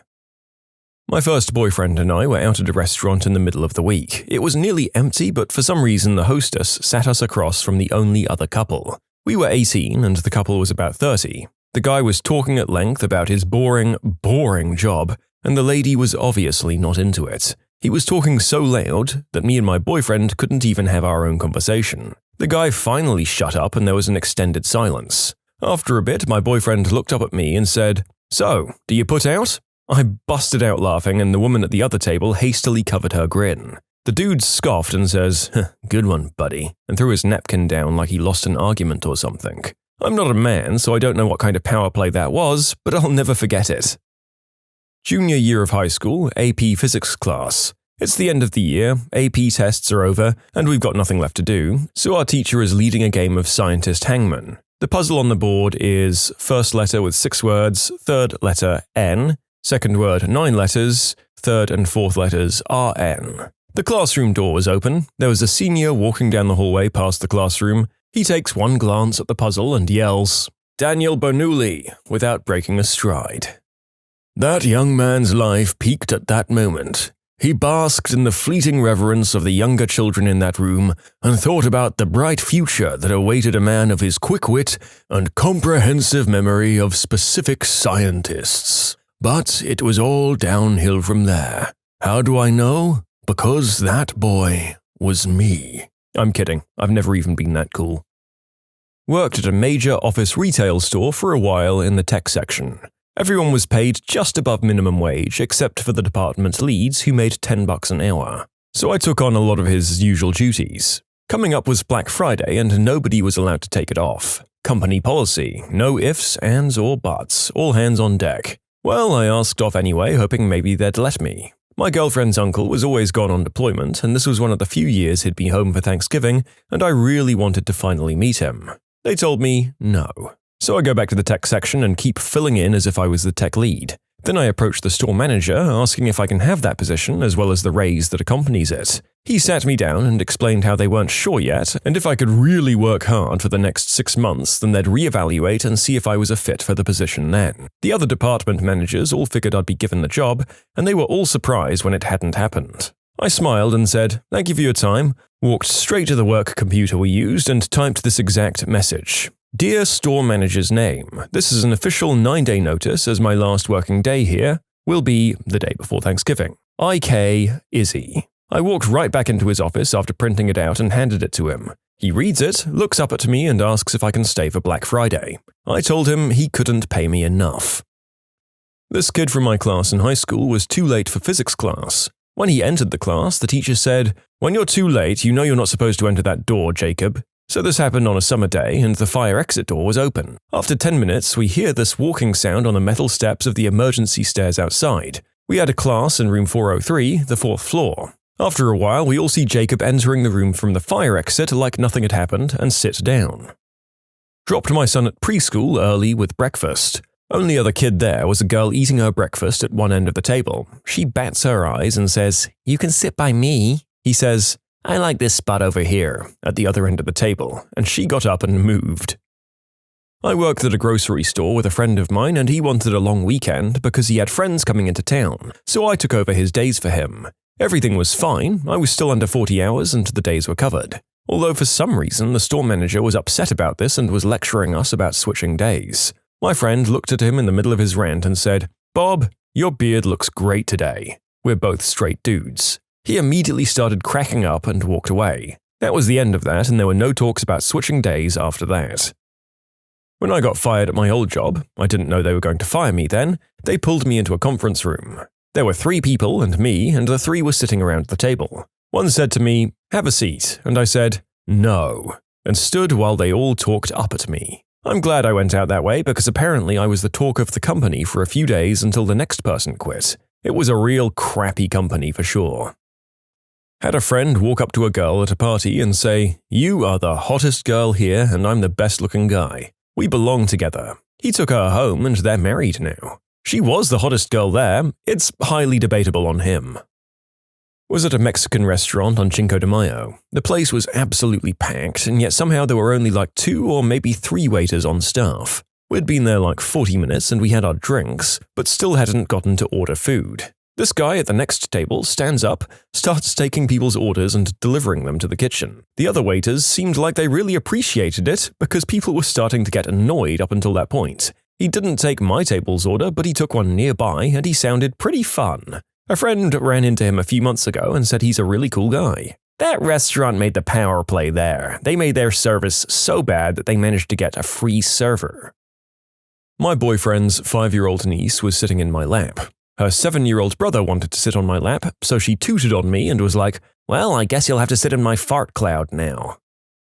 At a bar, not particularly busy, bartender was talking to some girl across the bar, ignoring everybody else who was trying to get drinks. 10 minutes go by, still chatting, then this one guy reaches across the bar and fills himself up from the tap. What you've got to do in that situation is climb over the bar, serve everyone their drinks and take the money for them, and then leave before the bartender notices you. I asked my friend's 3-year-old son who his new girlfriend was. He said it was my girlfriend. I was at a party in college. One of my friends was chatting up some girl he was into. Another one of our friends went up and pantses him, pants and boxers. The dude did not freak out or break the conversation flow. He just stood there Donald ducking with 0 Fs given, and that man got some that night. It's got to be that one guy who moved the whole battleship to get the sun out of his eyes. John Mulaney's story about his dad driving to McDonald's with a car full of kids and ordering 1 black coffee. My father told me this story. He had a friend that took a philosophy class and they were discussing authority. The teacher made an example. If I say the class is over, you can leave, you'll do it. But if Mark says the same thing, you'll stay here. After that, Mark stood up and said the class was over and they could leave, and every student left the room. My father didn't have a lecture at that time, and when he asked his friend why he wasn't in his philosophy class, he told him this story. There was a post yesterday where somebody was at a party with Jeff Goldblum. When the host introduced Jeff to them, Jeff said, "My God, of course," like he'd heard of the person. They were on cloud 9 until they heard the Goldblum say that to everybody he was introduced to. Now that the narrator's seen a lot of interviews with the Blum, I completely believe that. I don't fully know that the man understands where he is at any given time, but at the very least he seems to have embraced that and is even enjoying it to an extent. Years ago, a buddy and I stopped in at one of the national chain restaurants open 24 hours. Usually, the service was pretty decent. Not sure what happened that time. There was a number of people and a kind of addition room off the main area. We got our food and first round of drinks. My buddy wanted a coffee refill. They didn't leave us the carafe like some places do now. No waitress, nobody checked the room for a while. Heard other people commenting that they wanted more coffee as well. I got up, walked to some little station off the kitchen maybe, grabbed a pot of coffee and walked back to the room. I poured my buddy's coffee and then poured everyone else who wanted it. I got some laughing thank yous. This is back from high school in the 90s. I had a friend that was really small who'd get picked on often but never really did anything about it. Neither did the rest of us when we got picked on. Nothing ever got physical, so who cares? Why start a fight, right? Use your words, not your fists, everything our parents told us. One day we were talking and a big guy that was in his grade grabbed him in a chokehold out of nowhere, no reason at all. My buddy kicked one leg forward and all of a sudden the big guy was on his back and pinned. My buddy had him by the throat. He said, "Will you stop it now?" And the big guy did, never bugged him again. It so happens that the little guy's dad taught Shotokan, and he was absurdly good. I've never seen someone move so fast. He took down a guy that was 75 pounds heavier than him, easy. Apparently, he helped his dad train students. He had never brought it up before as it wasn't important to him. Girls and cars were more interesting to us at the time. You can submit your own stories to be featured here on the channel. The story submission link is in the description below. And if you want to listen to some vibey music in the background, check out easymode, also linked below, and subscribe. It was a small thing, but funny as F, to me at least. Driving somewhere with my brother in the middle of the night. I stop at the gas station, this kid runs up to the car as we're going to drive away. My brother rolls down the window, and the kid asks my brother to buy him smokes. My brother tells him straight to F off. The kid tells my brother to F off for disrespecting him, and that he Best drive off like a B-word or his buddies will beat us like the wimps we are. Some crap like that. My brother says something like, "Oh, sorry, sir, I guess I need my buddies then," and he flashes his badge at the kid. The kid's eyes went huge and he ran away. Probably in class, we know how when you ask if you can use the bathroom, the teachers are like, "Well, can you?" Well, one classmate, when asked and the teacher said that, was like, "Yes, I can," and just left. I once had a substitute teacher who vehemently refused to allow me to use the restroom 20 feet down the hallway, and I really had to go number 2.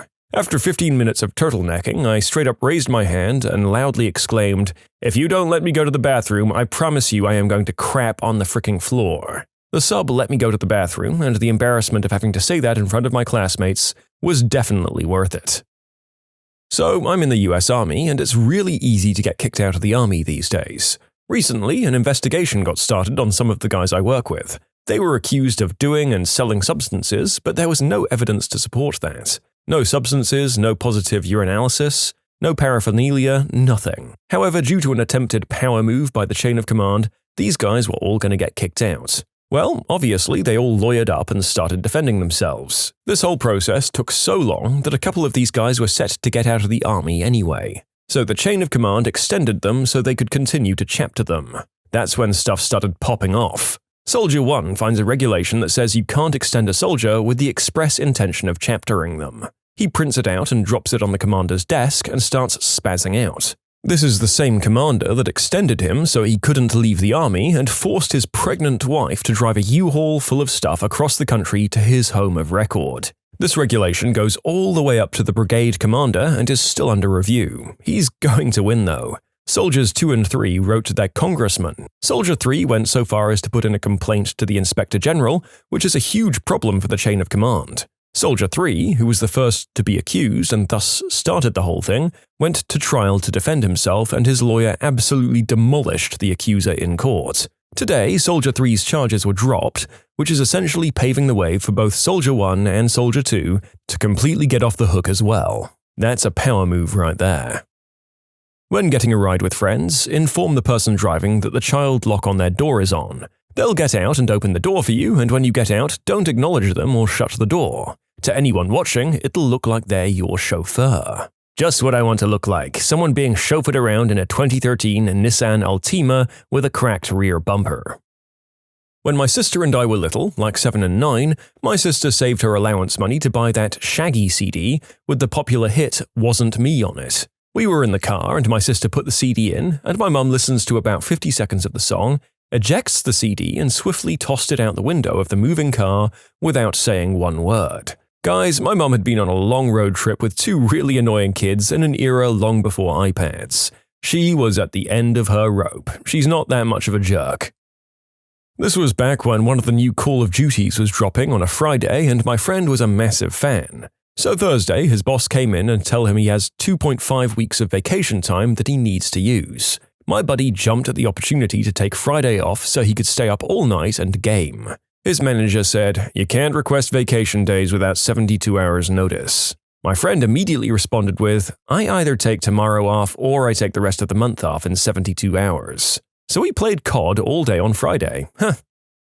Poker night at a friend's house. $40 buy-in, winner takes all. Unless the last 2 people decide to split it. There are 8 people playing. By the time it got down to 3 people, we'd been playing for almost 5 hours already. I wanted to go home and I had the most chips, so I said, let's just split it between us 3. I have the most chips, I'll take 40% and you 2 take 30% each. They both said no. I asked the same question 4 times in the next hour, but my chips went down by a lot then. It got down to me and one other person. Everyone knew I wanted to go home because it was late. The other guy looks at me and says, "We can stay here forever playing just the 2 of us. Let's split it 50-50 and call it a night." Everyone was like, "Okay, seems fair." I took one look at my chips and said, "No, 70-30, and everyone was like, "What?" He actually caved and I went home with over $200. I once watched a guy eat a pencil because somebody offered it to him for lunch. He had something to eat, but he still ate the pencil.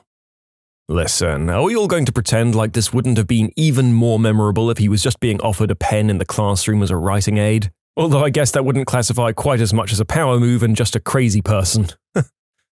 getting a shave from a straight-edge razor in your office on your first day in front of the whole Scranton branch. My co-worker was in court and arguing with the opposing counsel about settlement and gives them the "take it or I walk" speech, and they refuse. As she's making the power walk out of the courtroom, her high heel shoe slips off her foot. Without missing a beat, tripping, or even turning her head, she tells her assistant, who was also walking out with her, "Get that," and kept walking. I think Ron Swanson's power move of calling somebody the wrong name on purpose is brilliant. There's one thing I used to do with my ex's roomie's ex-girlfriend. She had this thing where she kept it real even if what she was saying was completely ignorant or outright dumb. Her name was Jessie, but every time we'd hang out, I made sure to call her something like Junie, Julie, Jocelyn, or some name starting with a J. Eventually they broke up and I met her at a party where I actually did call her Jessie, which made her very happy, and she apologized for being such a C-word towards my roommates and I. Well, now I'm the C-word, aren't I? One time I was at a bar with this girl I was hanging out with along with some other friends. There were 6 of us in total. At some point, the girl's ex walks in and comes over to our table to make awkward conversation. The girl was completely uncomfortable and so was everyone else. So I go to the bar and order 6 shots and bring them back to the table. I hand a shot to each person in my group and hold mine out for a toast. The girl's ex got the hint and left us alone. I used to be a bartender at a Walkabout bar. For those not in the UK, Walkabout is an Australian-themed chain of bar and club venues. One night, a particularly horrendous-looking woman and 2 men were standing at the bar waiting to be served. The only appropriate way to describe this trio would be that they looked like they came to the bar straight from a taping of Jeremy Kyle, where they were trying to figure out which of this girl's cousins was the father of her baby. As is my job, I approach the 3 of them, and before I can get past, "Hi, what can I get ya?" the woman shouts, "Large rosé." No please, no thank you. Whatever, pretty much standard procedure at this crap bar, so I just ignore her rudeness and I start pouring the wine. There's only about half a large glass worth left in the bottle, but there's more in the fridge. So as I turn around to retrieve a fresh bottle, she once again shouts, "Oi, keep pouring." I built up a decent tolerance for bullcrap through working for years in service, so I don't react. I just turn to her, holding up the empty bottle for her to see, and tell her, "Bottle's empty, I'm going to..." And of course she cuts me off. "Well, you better frickin' get another one, eh?" At this point I stopped, turning to face her, holding the empty bottle on the bar top with one hand and picking up the glass with the other. "I'm not serving you, you're a loud, obnoxious witch and I can't be arsed." She was briefly flabbergasted. Emphasize on flab as her jowls wobbled in disbelief. She finds some words and says, "Well, that's not good customer service, is it?" "Well, that's not good customer behavior. And you know, I handed in my 2 weeks' notice a couple of days ago, so screw it." And I turned, pouring the wine glass into the bin as I went, and walked into the back room where the shift leader was standing. I told him, "Yo, some stupid bunt is going to submit a complaint about me." "Oh, why?" he asks. "Because she's a stupid bunt, I'll tell you the details later." And I walk back out to the bar and start serving everyone else while this stupid bunt starts fuming and waiting for someone else to serve her. After about 10 minutes, she remains at the bar and I've calmed down. I decide maybe I was too harsh, and I decide to defuse the situation. I approach her and tell her, "I'm not going to serve you, but I'm not cutting you off, so someone else will..." And I'm interrupted yet again. "I don't give an F, just pour my frickin' drink." I respond with, "Okay, well now you're frickin' cut off, bye." And I leave once again, tapping each of the other bartenders on the shoulder as I go and make sure the bunt could see me pointing her out to all the other staff and telling them not to serve her. She later demanded to speak to a manager, but left before one was available to see her, and I got off scot-free. It was a good day. My friend used to work at Blockbuster, but they fired him after 10 years to hire someone to do his job cheaper. So he created Netflix. It might not be the biggest of all power moves, but I always appreciate it when someone shows up late drinking an iced coffee. If it was a regular coffee, you could just assume they got the cup a while ago and were still carrying it. When you hear those ice cubes rattling around in the cup though, you know for sure that they got that drink pretty recently, even though they were running late. It's a real say something move. When you subscribe, make sure to hit the bell to turn on notifications. Put the playlist on in the background to finish listening to all the stories, or if you want some vibey music to put on in the background, check out easymode.